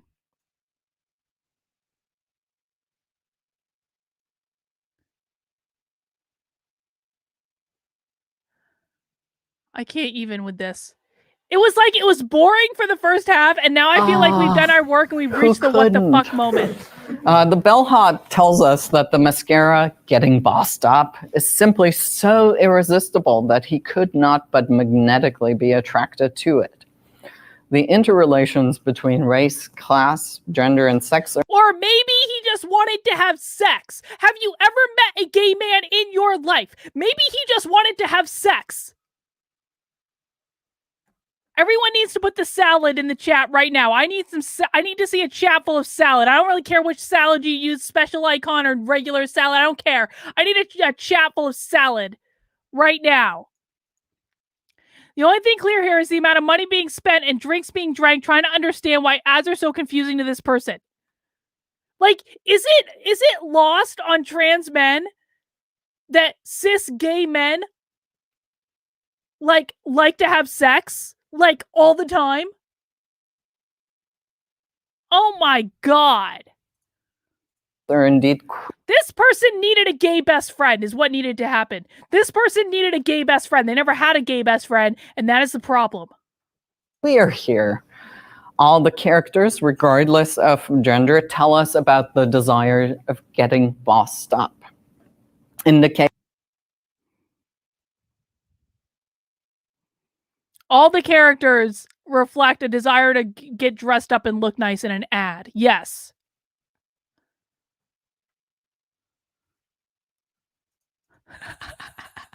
Well played.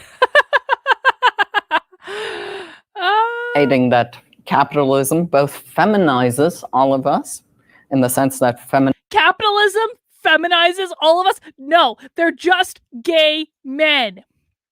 Chelsea says, heteroflexible has been around forever. It's gay men locker room slang to bisexual people still in the closet.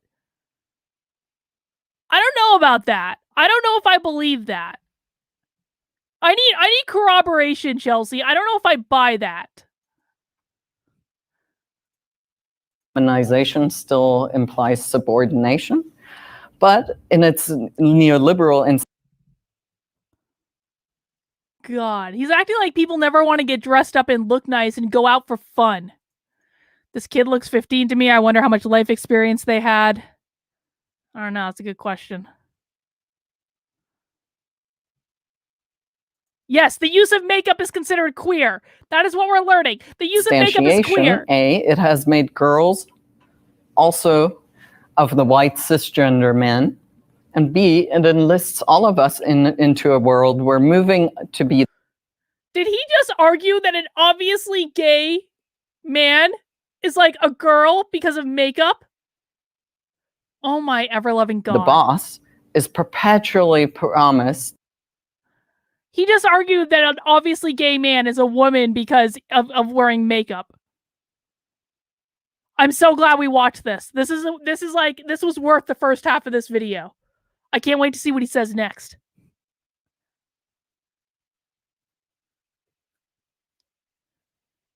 As performatively attainable, namely by getting bossed up. At the same time, the commercial also does still inscribe a hegemonic, skinny, young, white, cis maleness, but it does so in a complicated and in a way in a really insidious manner.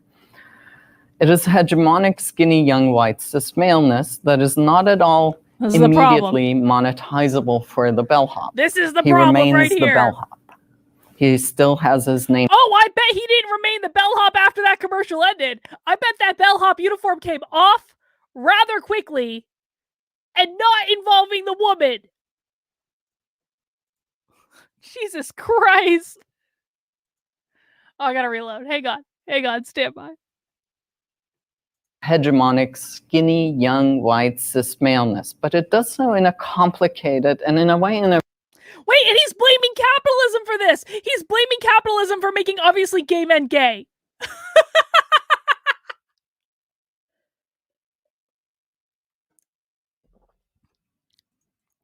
How does he not know gay guys? I challenge his queerness. No, I mean, maybe he doesn't hang out with gay guys. I don't know. Insidious manner. It is hegemonic, skinny, young, white, cis maleness that is not at all immediately monetizable for the bellhop. He remains the bellhop. He still has his name tag on. But this whiteness and white gaze is elicited from and reinforced in the audience because it is what allows the shrugging of the bellhop. That is Brandon Strock. That is Brandon Strock right there. And you're going to tell me that he's in any way, shape, or form straight? Oh, that actually does look like Brandon. I actually got... Part of me actually wonders if that actually is Brandon. I'm going to text him right now. Like, you're not the guy in this commercial, right? I'm texting Brandon right now. I'm not even joking. Oh my God. Hang on. I'm going to text him like, is this you?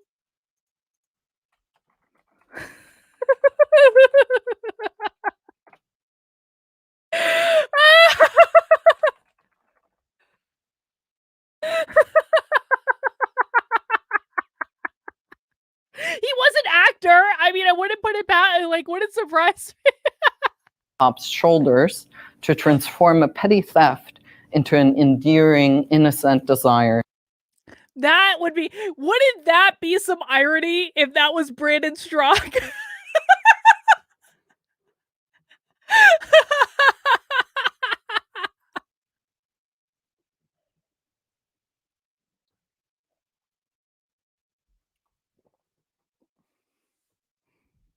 that is actually even edgy because it is somehow also transgressive against, in the way that it transgresses against the traditional straight white cis maleness. I mean, There were no straight men in that commercial. I know I'm beating a dead horse, but I truly do not believe that anyone in the audience believes there were any straight men in that commercial at all. There were no straight men in that entire commercial. so what works I am more of a straight man than the men in that commercial. as endearing here, I wonder, I might have, so yeah. What works as endearing here is mediated through class, gender, race, and race, which I believe becomes quite legible when we try to picture the person, actually the person taking the cosmetics as, say, a Latina housekeeper in gray, drab hotel wear.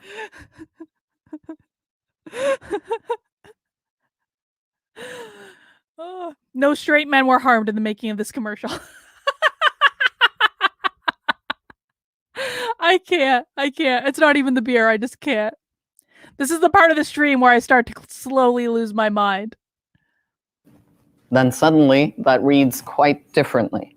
So even though the bellhop is and remains the servant to the couple of color, his intrusion and the endearing transgressiveness reinscribes for the audience that indeed the world is for his being taken, and even though nobody can presume anymore to inhabit that position by default. But there's more. Oh, Under good. the gaze of the bellhop, right, which is the final shot. So the bellhop is looking at the people of color. So the camera takes up that shot. The two people of color now both become focused on the white man in the room, and not just focused on him in the kind of, why are you in my hotel room? But like, ooh. No, that is very much not why they're focused on him. They're not surprised that he is in the hotel room. Oh my god! Ooh, please desire me. I want you. So. Exactly. We have finally reached the point. Sex sells. Who would have thunk it? My god.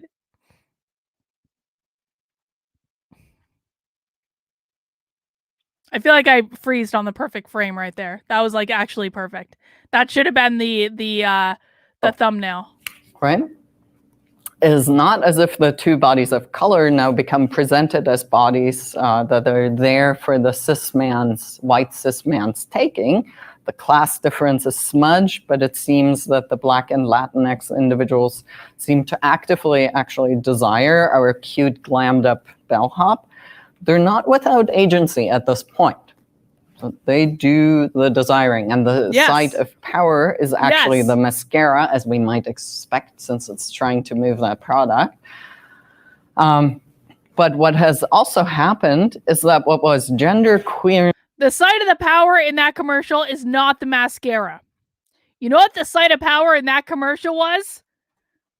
You know what it was? I'm going to do it in the chat right now. You know what the site of power in that commercial was?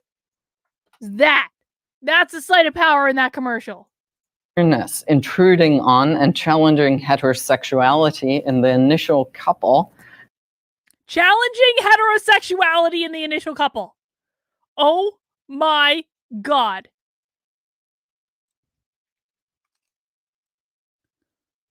Challenging heterosexuality. There was no heterosexuality. No. That is not real. This is a lecture on a college campus. Has been relocated in the context of queer sexual desire.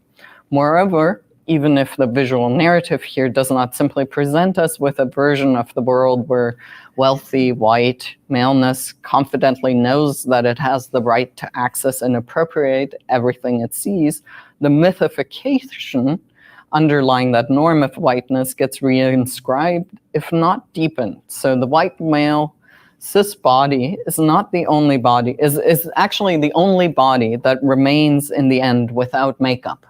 The two people of color both actually had to get bossed up. He's holding up.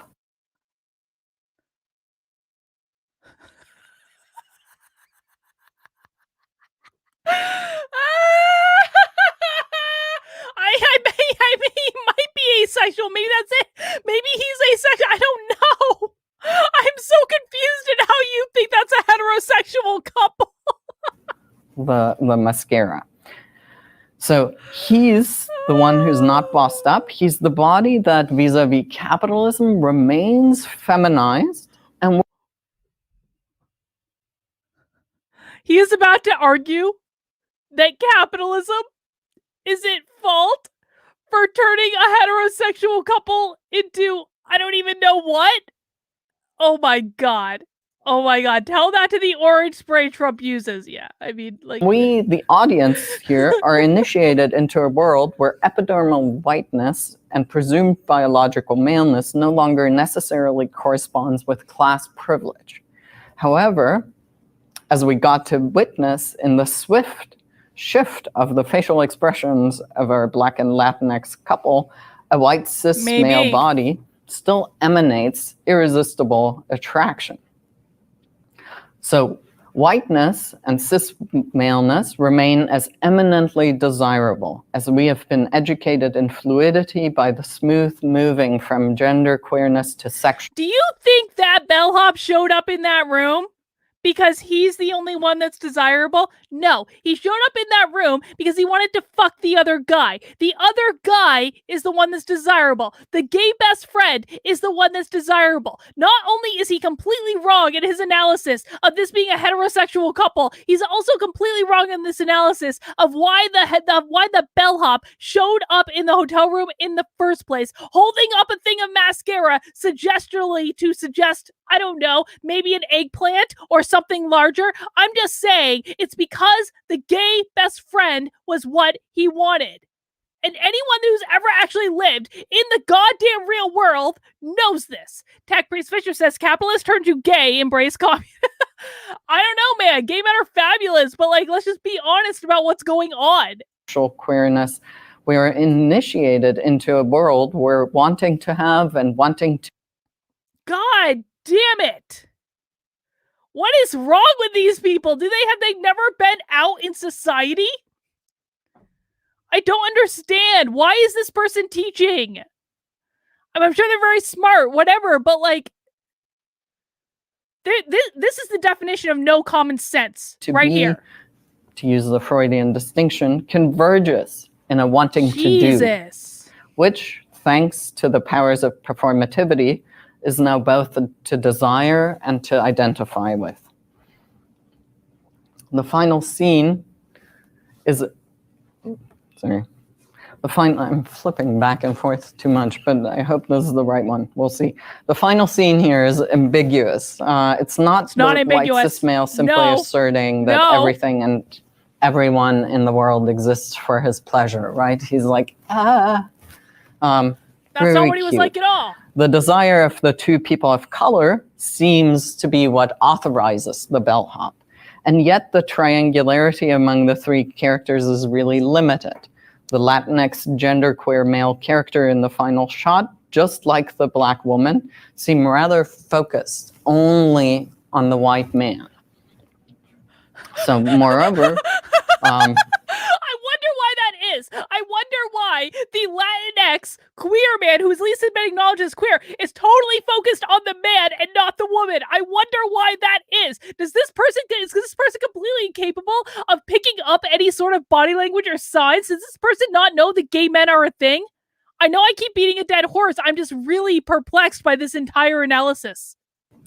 Since as we observed, the bellhop doesn't need to wear makeup. So in the context that we're given, he also cannot wear makeup because applying makeup is to get bossed up.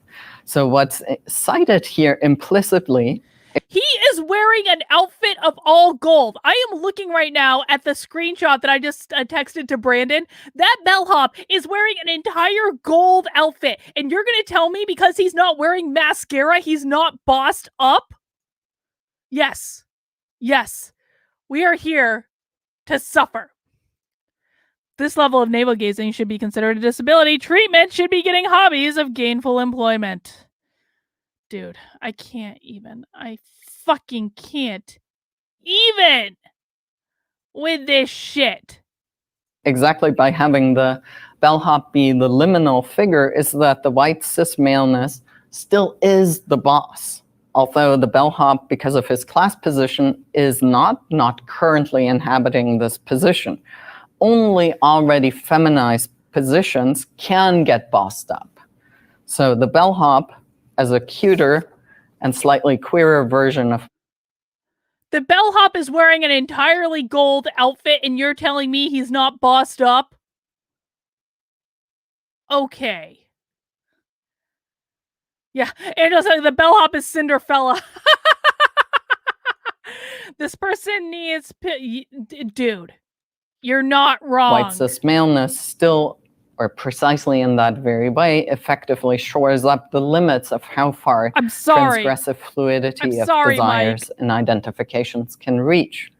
So overall, my argument here is that the dynamic that we're witnessing here helps us read how underneath all the fluidity is a set of norms that's reiterated, rendered edgy, actually, and inscribed all over again. And these are the norms. So wealth makes sexy, free, and fluid. Oh shit! Oh god damn it! No! Female body can access... I thought I totally lost my place. Okay. Wealth is sexy, free, and fluid. Female bodies can access power only through more, not less femininity. Whiteness is eminently desirable. I'm so confused. I'm gonna let this play. Power only through more, not less femininity. Oh my god. Despite class flaws, queering whiteness allows upward mobility. Queerness for white cis maleness equals subordinate. Dude.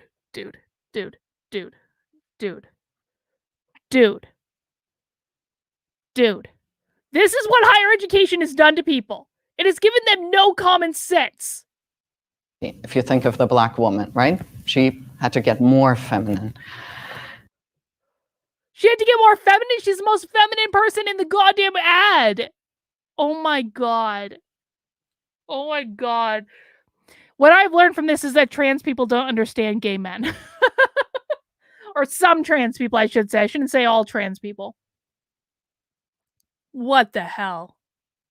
See, whiteness is eminently desirable. Even if there's a class difference, queering whiteness allows upward mobility. It wasn't the whiteness. Right? White straight boy getting a little queer means what? Why in God's name do you think he's straight? He literally just said he think he's straight. Oh my god. He can be on par with the rich, wealthy. He literally just said a white straight man. I can't even.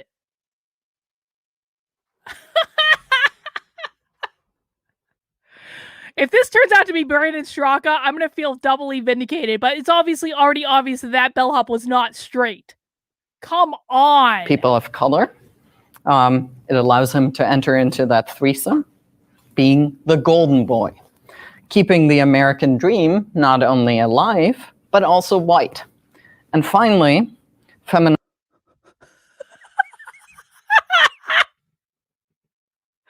This guy literally thinks that threesome happened. I'm sorry, that threesome did not happen. I'm sorry. That was no, no threesome came of that. I'm sorry. No. What happened is the guy went home with the bellhop. That is what happened. There was no threesome. Oh my god. Feminization and queerness for the white cis man is already covered by becoming an object of desire, by submitting to being bossed around by a black woman and Latinx trans feminine guy. but equality is already a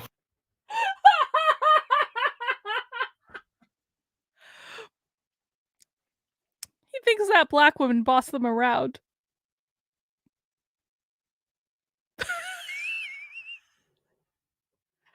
Okay. Wow. form of submission. Okay, so neoliberalism's queer rituals. So in the remaining few minutes, I want to return to thinking about ritualization and transgression. So as I tried to show in this presentation, ritualized forms of transgression shape collective aesthetic practices that entangle forms of embodiment with the creation and maintenance of authority structures by establishing what we might call zones of exception and acceptability. These zones of exception are not necessarily noticeable as exceptions, nor are the transgressions particularly dramatic. So this understated nature is actually part of the cultural functioning. Now, the religious, very clear example of a zone of exception that's ritually established would be Catholic Mass. During the Mass, it is perfectly acceptable and in fact very much expected that the blood and body of Christ are ingested. Now, in general, you can't do that with Uncle Jesus. Okay? So the ritual establishes a zone of exception. And particularly fluidity, creativity, transgression, uniqueness, reinvention are not just values, but have become veritable assets under neoliberalism.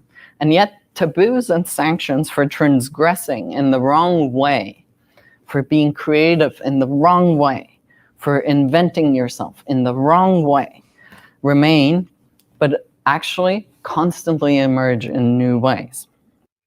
Godar Bazaar says, I've been in the LGBT community since I was 14. There is nothing this person is saying makes any sense, even to the Marxists in the community. I'm trying right now to readjust my mindset to thinking about Catholic Mass. So I'm working on making the transition. I'm not quite there yet. In the case of genderqueer embodiment, the rituals of capitalism make transgressive gender presentation. The rituals of capitalism. Again, the rituals of he's really trying to paint capitalism as bad to the queer community. Oh God, I gotta reload again. Hang on. I promise to restart my computer before next week's stream. In the wrong way, for being creative in the wrong way, for inventing yourself. Oh my God, I can't even.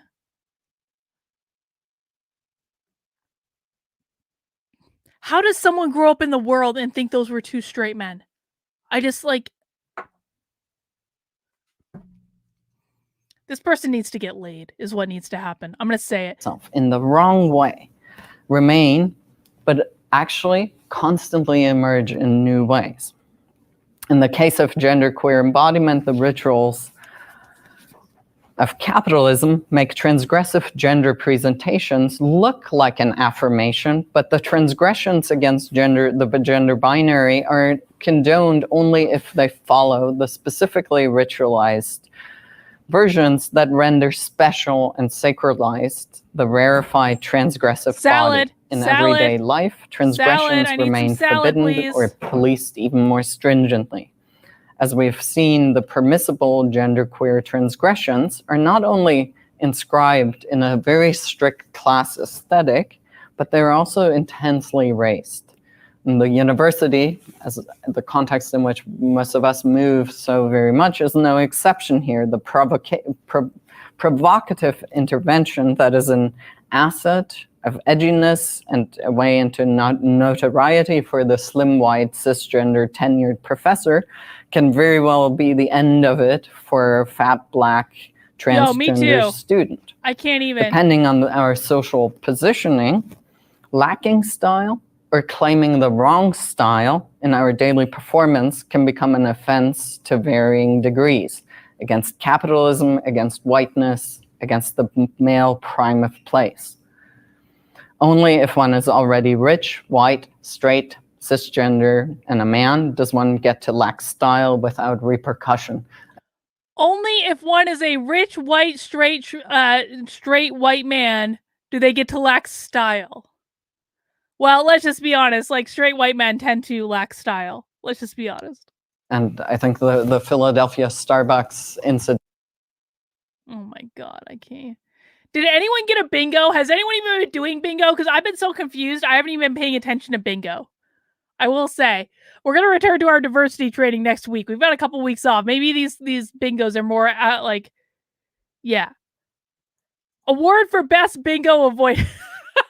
Then just show that, right? You can sit there, just sit there with a black body. That is a transgression in a commercialized space, right? So for everyone else lacking style, who's not rich, white, straight, cisgender male, lacking style means to break a taboo, to transgress outside the proper confines of... White people have no style! String theory is easier to understand. You're not wrong, dude. You're not wrong. The rituals of capitalism, and only from a position... It is only capitalism that forces white men to have style. It is only capitalism that forces white men to wear mascara. Even when they're wearing an entirely gold outfit. It's just so selective in what they talk about. It's crazy. Of relative privilege can infractions against capitalism's religion of style appear as infractions of minor consequence. The zones of unacceptability that capitalism's rituals produce target not only individual bodies, but also render entire populations expendable, while at the same time promising the infinite flexibility of self-making and self-stylizing. The neoliberalization of capitalism requires both an increase in flexibility and a perpetuation of divisions and hierarchies. Capitalism perpetuates divisions and hierarchies. He just said it. The neoliberal conceptualization of capitalism perpetuates divisions and hierarchies. Boom! There we go. Capitalism is bad because of these two gay guys in a commercial that I seem to think are straight. Or actually, more precisely, it requires that we accept. I knew we would get there at some point. I had faith that at some point we would get to the part where capitalism is bad because it perpetuates divisions and blah, blah, blah, whatever, whatever. Yeah, I'm about done with him saying bodies. I'm done. Like, I like, it really bothers me to be on, like, it really does. It bothers me. It's so dehumanizing. And surrender to regimes of flexibility and mobility, as well as to hierarchical divisions. So as I try to unpack today a bit, it falls especially to the queering of popular discourse to... Capitalists render society expendable, but he wants you not to visualize your future and just be another cog in the great machine. Dude, who the hell knows? I don't even know anymore. I don't even know. Ready, all of us, for squaring both. Does anyone want to be called a body? Does this person want to be called a body? This person has transitioned to a different gender, precisely, I'm going to guess, because they were uncomfortable with the body they were born with. So why would they go out of their way to call people bodies? Makes flexibility no sense. And the acceptance of hierarchical structures of the socioeconomic order.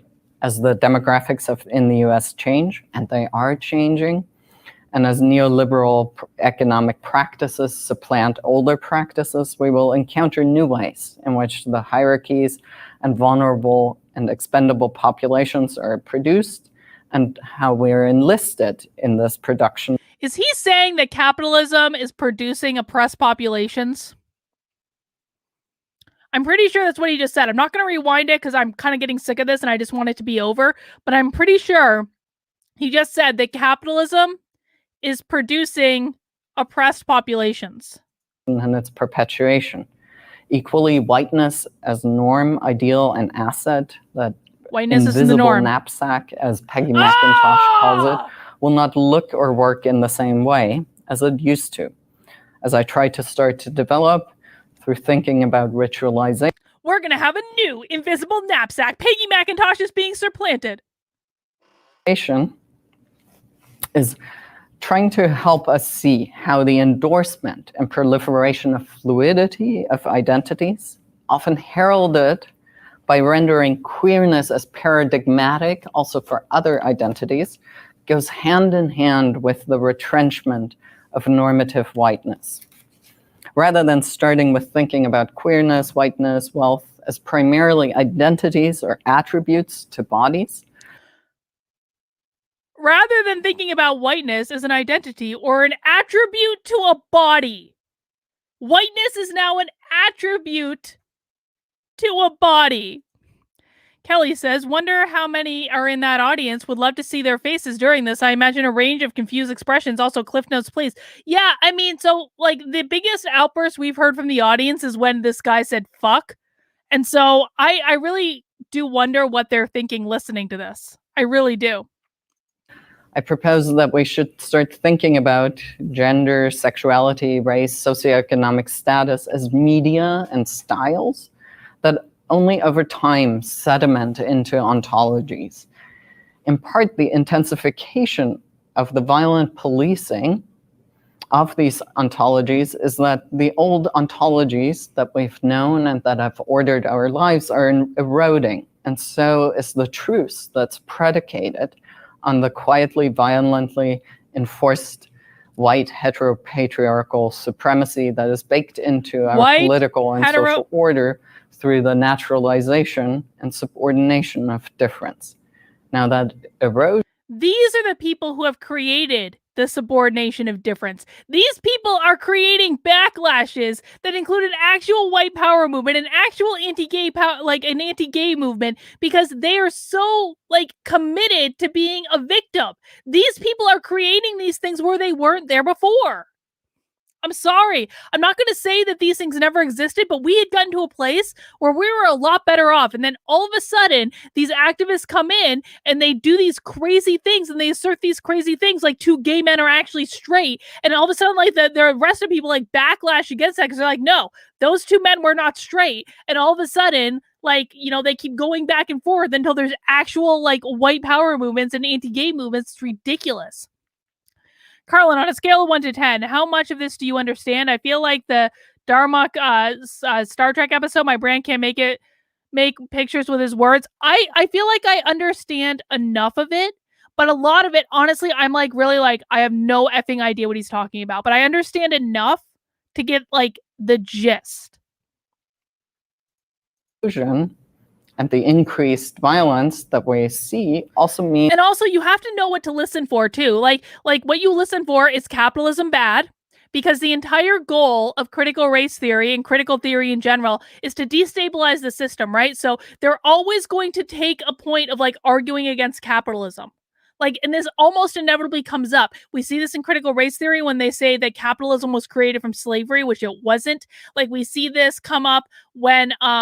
like in defense of looting, they were saying that looting and riots are okay because property rights don't exist because capitalism is bad and these are reparations. Like, you have to know what to listen for, but like always understand, like they will always get to capitalism bad at some point down the line, which is exactly what this person has done. They're literally using capitalism to say, I don't like these things. They're using commercials to say, I don't like these things. So that's just what you have to listen for.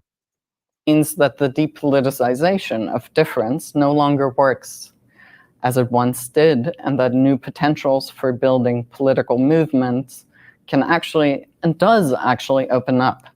Now, having a Coke for them and living how we dance in the Levi's ad. There's a Levi's ad that's just come out. Sorry.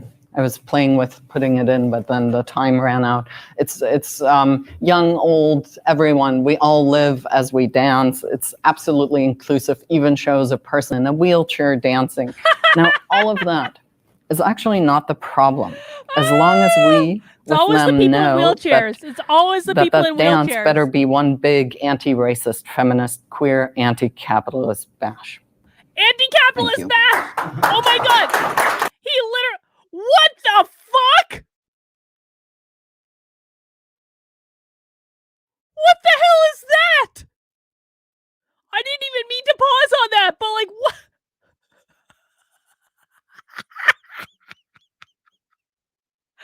Do we have questions now? Is there a Q&A? Please let there be a Q&A. Please!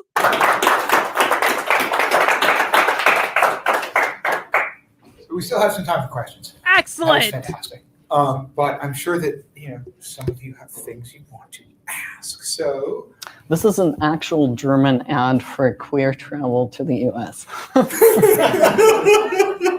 Okay, I just got a text from Brandon, and he assures me that that was not him.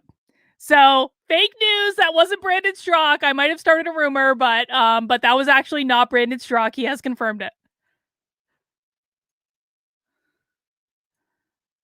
Hang on, gotta reload.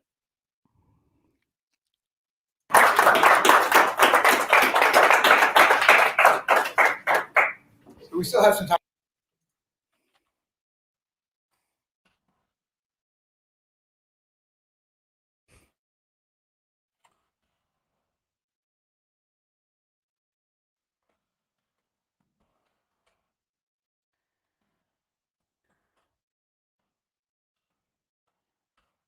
Time for questions.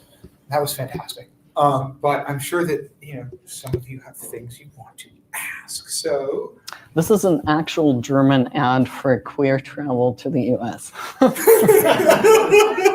It's actually been in magazines. that's amazing. So, okay. The original ad, the Campari, right? Campari ad. Okay, so in the end, when the suited body like flips her hair, right? And we identify that body as feminine, that automatically kind of carries that message, which represents the hair as feminine, right? Or that body is feminine. Like that's what does it for us, right? The hair, not necessarily the binding, because you said it could be. I think if you maintained the long hair and the bound. Wait, Brandon says, I appreciate knowing that if I ever went off the rails like that, I have a friend who would call me out and attempt to pull me back. We love you, Brandon. If you guys haven't seen the live that Brandon did the other day, it's on his Facebook page. So Brandon was live for like an hour and a half the other day. If you haven't seen it, go check out his Facebook page. Bound chest, it would actually have produced something else for us, right? Because it would be like, well, we don't know. There might be very feminine transmasculine folks. I mean, that's right. Why shouldn't that be? I think it's sort of the combination that the bound breast, chest had to be relegated from our view. Okay, so when they focus on the hair, right? I think that I have a problem with that because I think that poses problems for the actual feminine, the link of long hair to femininity, right? So that like seems to perpetuate a very stereotypically feminine body, like with the long hair. Mm-hmm. So I'm just wondering like what you think about that. As I think it kind of strikes a chord with me always. I'm always paying attention to it because I have short hair and I've had short hair for a long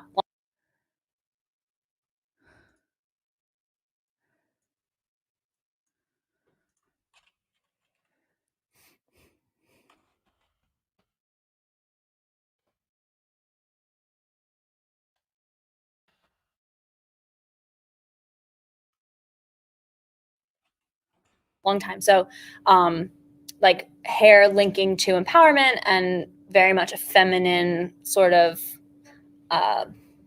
stereotype, I guess, that like wondering what you think about that specifically because it is very focused on in that ad. Mm-hmm. I wonder, but correct me if I'm wrong. I would say to you, yes, absolutely. So, and the question that I'm hearing is, how can we unlink for what looks like a female-bodied body, long hair? All women must shave their head. From being stereotypically feminine. That's what. Right? All women must shave their head. I'm queer because I have a shaved head. I'm sorry about jumping in there and interrupting you, but that's why I think if we had continued to see the chest as bound and the hair as long, saying yeah, here, you can't easily gender code me anymore.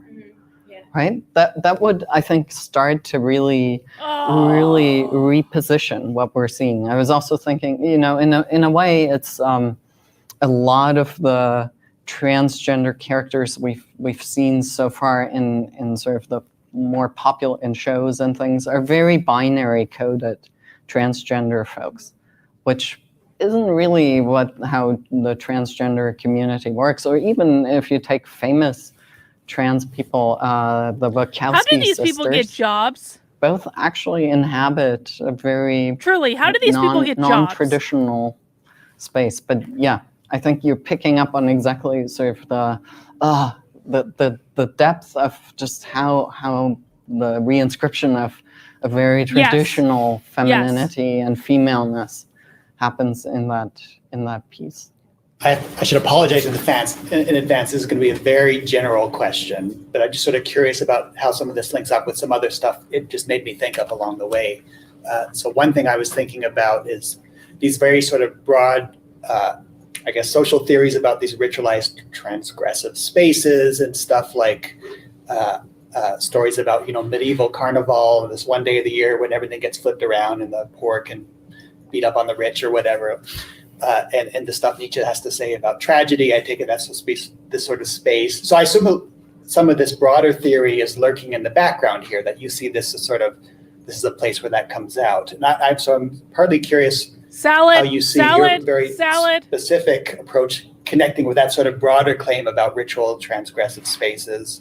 And then, since this does seem to pop up in all sorts of ways, my really big question, I don't know what the answer could be, is why is this so effective? Why are we sort of drawn to, why does it happen that way? Why does it have such a powerful effect on us? What is it about humans that we need these sort of ritualized transgressive spaces? What the hell was that? That's impossible, right? So don't even answer if you don't, if you can't. So to the first part, yes, absolutely. And so one of the scholars who's really very much in the background for me too is Catherine Bell's work on ritual theory and ritual as embodiment. And yeah, the people, I mean, there's in religious studies is a long tradition of tracking really how ritualized transgression operates, really also to alleviate, in some ways, you could do a psychoanalytic reading. If anyone understands what is being said right now, you are doing better than I am, because I really have no effing idea. I have no idea. By allowing for the transgression against it. So when you said the poor beating up on the rich, or Purim in the Jewish tradition, right? It's also you're reversing all hierarchies, and for one day it's sort of everything goes, and then it's nearly like a cleansing, or getting all the aggression out, and then you can actually put things back into the box. I do think the reading here is a little bit slightly different, in the sense that what really animated me was this, 12 more minutes. In some ways. Oh God, I broke something. I have no idea what he's saying right now. I truly don't. I can't even react to it because I truly have no effing idea what he's saying. No effing idea. None. Yeah, exactly. If you have no idea what he's saying, you are not alone. You are not alone. We're going to get through this together. There's a way in which we're getting more expansive in terms of what's acceptable that beer got drunk and what quick. Can be done, where we have language for, what people can inhabit. Sort of the racial boundaries are less absolute, gender boundaries are less absolute, but there's a way in which whiteness sort of comes, there's a way in which there's a hierarchy, and really that pertains to whiteness, that gets reinscribed, but it no longer... Even though literally none of the commercials that he showed were like featuring white people as the main character, you notice how they always bring it back to whiteness, and whiteness is overarching with all this stuff, and if whiteness is overarching, that means capitalism, and capitalism bad. It no longer functions in the same way of like the what you see gives you actually a stable place. And I think it has much more less to do with sort of suddenly we have so many queer people and whoa, that's really making things fluid. And I think it has a lot to do with the change in capitalism, that you do need flexibility. And so queerness kind of really fit nicely in that and sort of, accelerate. So I know some of you are getting bored with this, and I totally get it. Like, if I wasn't almost at the end, we would totally stop now. But if you're heading out, I appreciate you hanging out with me, and hit that like button on the way out the door. We do this every Friday at 3 p.m., but we're gonna commit to it. Where we're gonna finish this off. We have about 12 minutes left to go. I actually want to hear the questions that are being asked, so we're gonna get through it together. But if you're heading out early, I totally understand. I don't hold it against you. All right. Right at that. The reason why I'm interested in ritualization there is because all I just can't. I can't anymore with this. I'm so ready to be done. I was going to work on my book for a little bit after this, but I feel like I need to take a break and like wash the crazy off of me. Oh my God. It's like sadomasochism what we're doing here, guys, on Fridays. Thank God I have beer. Rituals also create taboos. Right? Wait, feel the pain. Do it. Do it. Take it.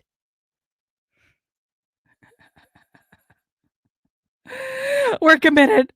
I need to know what questions are asked. I need to know. I can't get through this without knowing the suspense would be torture. They make something acceptable, but they create zones of what is tabooed. I think when it comes to embodiment and style, it's no longer unlike the days of carnival, or the geographic space that's sacred versus the profane space. It's actually no longer clearly defined, right? And that's why I think it's really helpful, or sort of to think in an analogy with neoliberalism, because that's also a beast that's preying on us. Dude, me too. I want someone to ask if he thinks those two men were straight. I do. And at the same time, I'm hoping needs to constitute differentiations, hierarchies, separate us, and all of these things. And that's where I think sort of generalized ritualization, it's sort of always with and in us, and it's context dependent.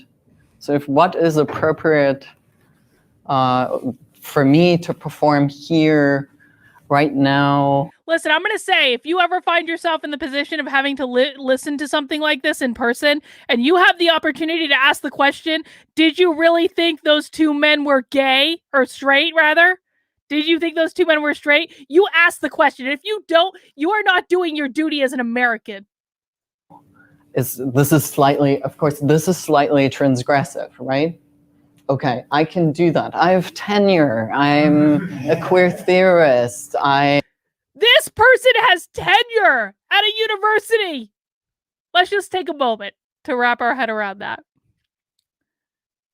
This person is basically in the position of never, ever, ever, ever, ever, ever, ever being able to be fired, no matter how crazy the shit is that they teach, or no matter how many gay men they think are actually straight. I trust my colleague Ed Kazarian, who tells me this is a group that's really interested. Can I give this if I interview for a job? If I would at Liberty University, I presume that would be a different form of transgression, and might it have different consequences? Would it be different if I inhabited a different body, right? Body shape? There's a certain way in which a relatively slim white body allows me to do certain things that another body probably, would, even the performance of this talk would be limited. And the reason why I'm saying this is a very discursive answer to a very mind-blowingly big question. I think what I also want as somebody who comes out of political theory and also political activism is sort of yes, we want to think about institutions and structures. Well, at least he admits he's an activist. We also need to think about the micro ways in which our own actions draw on and replicate institutions. And I think ritualization is really a helpful way in which we can think about that without thinking about, every single, if I have to think about every single action, sort of we all just stand there. But is there a way, what kinds of styles and taboos and hence norms are we inscribing? The other question, why are we so drawn to ritual? See, I think, this is sort of, you're asking, it's kind of a trick question, because, right, we just said, metaphysics, Here's the deal. He doesn't even know what question was just asked, and now he's bullshitting. That is exactly what's happening. He doesn't even know what question was asked, and he's bullshitting and pretending like it was a great question. No one understands what is being said right now. No one in this room understands. No one. Norms. God. Are we inscribing? Ad did what it was supposed to do, evoke thought, and it's being talked about. Literally Marketing 101. Actually, a cool, artful ad. People see what they want to see and confirm a thought. Yes, Kelly is exactly 100% correct. The ad did what it was supposed to do. 100%. Yes.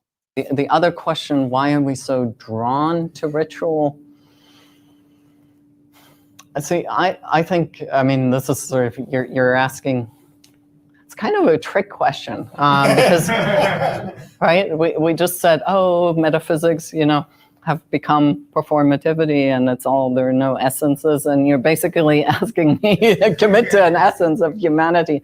But I do believe in that there's something where we need to think about how affect and different ways of affective bonds and institutions eliciting affects, and really materiality in multiple, like from the very embodiment, but also psychically, emotionally rich embodiment structures our everyday life. And I think that's where rituals, mythologies, images, all of that's something that, mediates how we orient ourselves in the world. To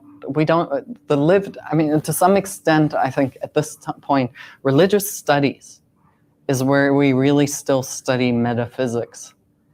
In philosophy, it's become so abstract and barren, formalized, that it's like nobody lives like that. We all live with, we make metaphysical assumptions about how the world profoundly works all the time and how we enact it.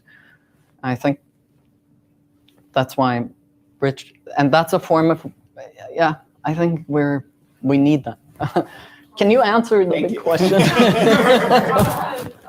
It made me think of Shirley Jackson's story, The Lottery, and that ritual becomes important because you feel like you're part of a community, right? Mm-hmm. So I think maybe that's why people are drawn to ritual, because they feel like they're part of that community. And I wonder, you were talking about doing is being, and it makes me think of Nietzsche's Übermensch. Is that how you say it? Do you think it possible to completely challenge that ritual until you become this Übermensch? So, because you said ritual is part of us, it's with us. Is there a way for it not to be? Are you asking for us to break out of ritual? Yeah. Is there a way to challenge that conditioning?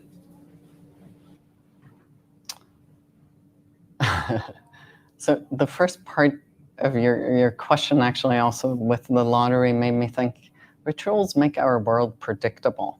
And I think anthropologically, a lot of ritual comes also from that. If you aren't familiar with the story of the lottery, it's basically about a small town that has an annual ritual where they stone someone to death. They make a sacrifice to God because that brings crops, blah, blah, blah. That's what they're talking about right now. I am bored. I was answering people on my Instagram who are against my cameras in classrooms. You know who are the only, side note, you know who are the only people who are against my cameras in classrooms idea are teachers who are like, I don't want to be filmed. I'm like, oh, so you want to be paid with our tax dollars, but you don't want us to know what you're teaching. Okay. To try to gain some sort of power over what we feel. I can't bring powerless Joshua on. He's over. busy. He's working. Would it be possible to break out of it?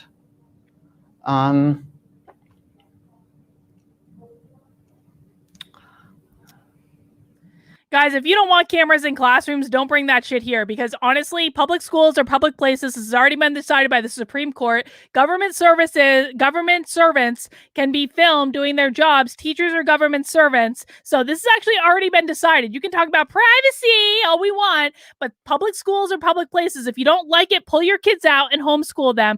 But I'm going to make it my personal mission to put a camera in every public school classroom in America so we can see what teachers are teaching. And if you are more concerned about your kid maybe showing up on a camera that is directed at the front of the classroom for a teacher to be able to see what nonsense like this they're teaching your kids, then your priorities are all goddamn screwed up. I'm going to tell you this right now. Cameras in classrooms, it would change everything. It would be absolute game changer. Pointed at the teachers, not the student. And an occasional student might be in there. Who the hell cares? Because right now your students are getting filmed at basketball games. They're getting filmed at recitals. They're getting filmed in daycare. They're getting filmed on school buses. They're getting filmed everywhere. And so if you want to fight against the idea of cameras in classrooms, then you are fundamentally not on my team. That's it. I have to say, so my mind goes to, can I really imagine completely different economic order than capitalism, which forces us to repeat such ritualized actions? Capitalism is the enemy. We hit it. We hit it. Capitalism is the ultimate enemy. Why don't we just create a little communist utopia where everyone can be equal and everything can be equitable? Why don't we just create communism? Because capitalism is the enemy. But I'm feeling like the answer I would give is like, talk to me after the revolution. Oh my God! Thank God we stayed for this section of the video, right? Thank God we stayed. Because he just said it. He wants the revolution. It always ends in this place. Always. 100% of the time. This is a college professor. This is a tenured college professor who is literally calling for a goddamn cultural revolution. Hey. You thought I wasn't paying attention, but I was. I have a question just on a point you made that I'm kind of thinking about. And everyone in the room, there was not a single person in that room who disagreed with them. Not a single person in that room. They were like, ha, ha, ha, ha, ha, ha, the revolution. Which is that you said, I think you had a bullet that was about how like increased expression of femininity is a way for women to like achieve the same power level as traditional cisgendered men. I don't know if I'm getting that point exactly right, but I've been thinking a lot about femininity and how it like. Come on, YouTube.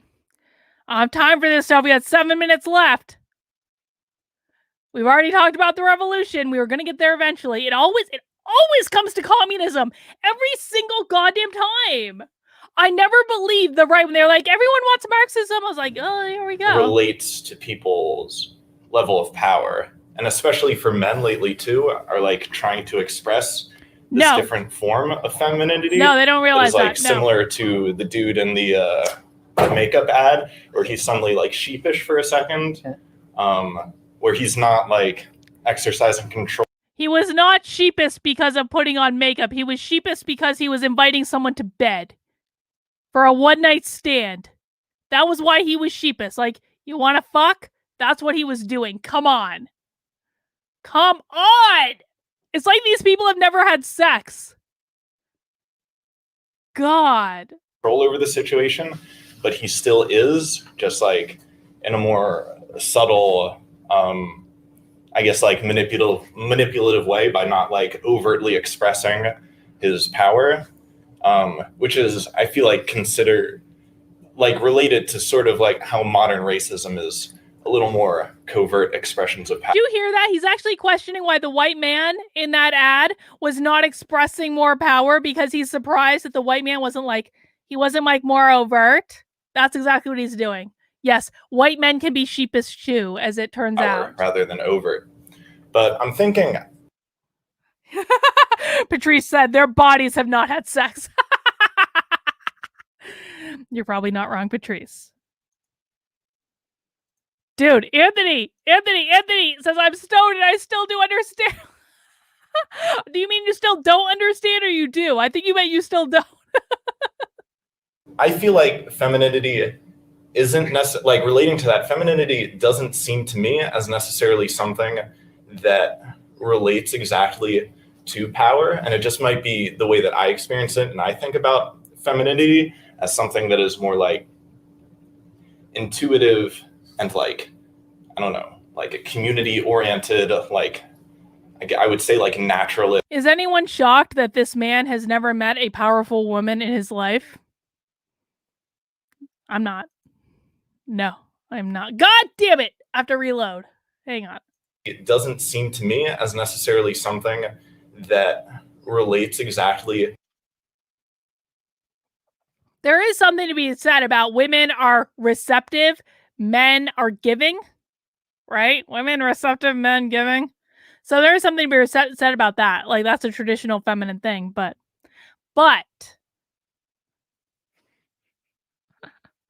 oh my God, I can't even. Power, and it just might be the way that I experience it. And I think about femininity as something that is more like intuitive and like, I don't know, like a community oriented, like I would say like naturalist, but in like a human sociological sphere sense approach towards daily life. Whereas like a masculine approach is more like power control. Not with this guy. On some level, I feel like increased expression of femininity is like exactly opposite to the idea of striving towards control, right? So if like we're looking for a world in which like masculinity and femininity are interwoven and balanced equally, then the idea of femininity as like a route to power, I feel like is inherently flawed. It's like the idea of like, you know, being a boss, like that, I feel like that's a masculine idea. Like even if you're putting on makeup, you are still like striving towards something, you're still reaching towards being in charge. How many people think in the chat that I would completely overpower and intimidate this dude in real life? Put yes in the chat or Y in the chat if I would completely overpower this dude in real life, and no if you don't think I would. Which to me is masculine, whereas feminine is like... I'm just saying. This is why they think I'm queer, right here. Because I would completely overpower this guy in real life. We're almost done. We're almost there. God. He probably wouldn't do it. Being, I feel like just the word listening is the best. And being, I guess, like receptive and intuitive. Do you vibe with that idea, or am I like misinterpreting this? I think you're asking something that's really, really complex and kind of. Yeah, and we're also okay. And echoes. I don't understand your question, and so I'm just going to say I'm out of time. Right, part of the danger is, are we reifying now inherited conceptions of what's feminine and what's masculine by saying, oh, femininity is it's going to buffer. It's going to buffer. God damn. We're almost done. We're going to get through this. I need to pee so badly, but I'm going to hang in there for you guys. We're going to make it. Happy Friday to all of you. Mount that like button if you haven't already. Mount that like button. Receptive. Masculinity is being dominant. I mean, sort of, my mind goes to Freud, who immediately will tell you, yeah, it's the penetration and the receptacle. I mean, it goes all through the Western history of philosophy. Fucking Freud. Freud ruined everything. Part of me wants to say, Freud like, there's a danger here in reifying that, just as a I'll punt the big, I don't, if I have a good answer, I'll let you know. But I don't know how to in answer the your spot, question. what I was trying to say is that for female-bodied persons, the access Female. to, she's rich, she's powerful. Wait. Did you guys catch that? Female-bodied persons. There's another word for that. Do you know what the other word for female-bodied persons is? Hit it up in the chat if you know what the other word for a female-bodied person is. The way in which she can appear that way. God. Women! Why do they want to erase women? Why? Thank you, your pal. I appreciate that. Come on.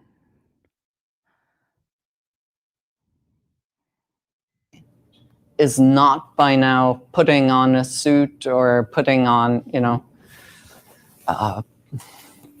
punk clothes and like chopping her hair off and just appearing very transmasculine.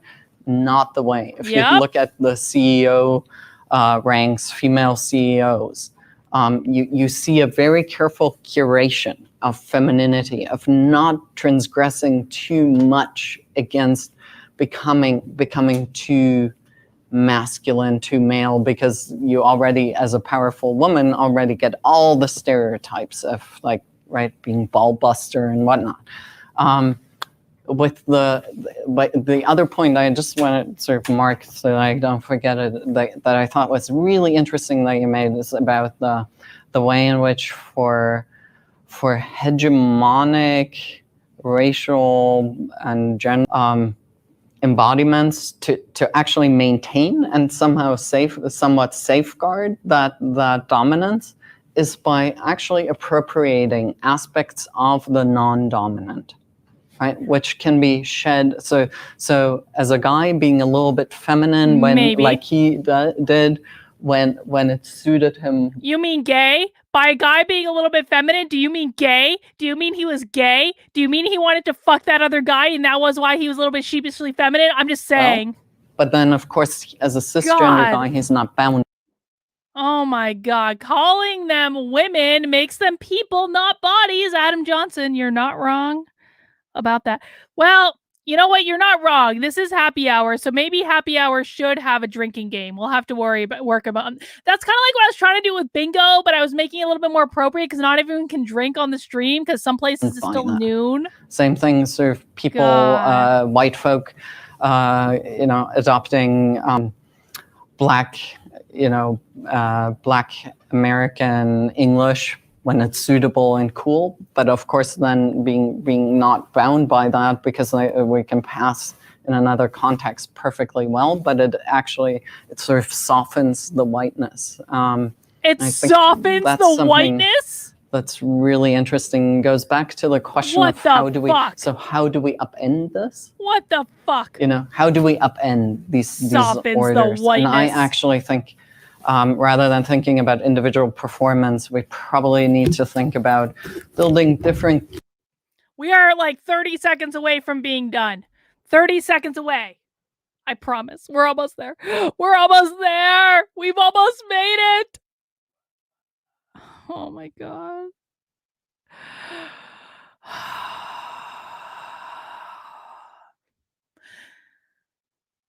Communities and institutions, actually, where we very materially live differently together and take some pressure off of sort of what gives access to power, actually sort of asking, well, how do we flatten our hierarchies? We're too white in this chat today, guys. You're all too white. Every single one of you is too white today in the chat. We just need to take the whiteness down. Can we try to be less white in this chat, please? Can we please try to be a little less white in the chat for the next 30 seconds? I'm just saying, y'all are some white supremacists today. Too white. To injustice. But thank you. Oh, Ava, you're right. You're more exotic. 5 minutes over and somebody else needs the room. So I absolutely have to cut this off, but this was a wonderful talk and I'd like to thank all of you. Okay, we're done. We're done. We made it. They're cutting it off. Someone else needs the room. Tech Priest Fisher says where in the world he lives and where can we... No, we do not engage in violence and or nuking on this channel. We don't. But guys, just as one final reminder, we do this happy hour live stream every Friday starting at 3 p.m. Eastern time if you want to come and join us.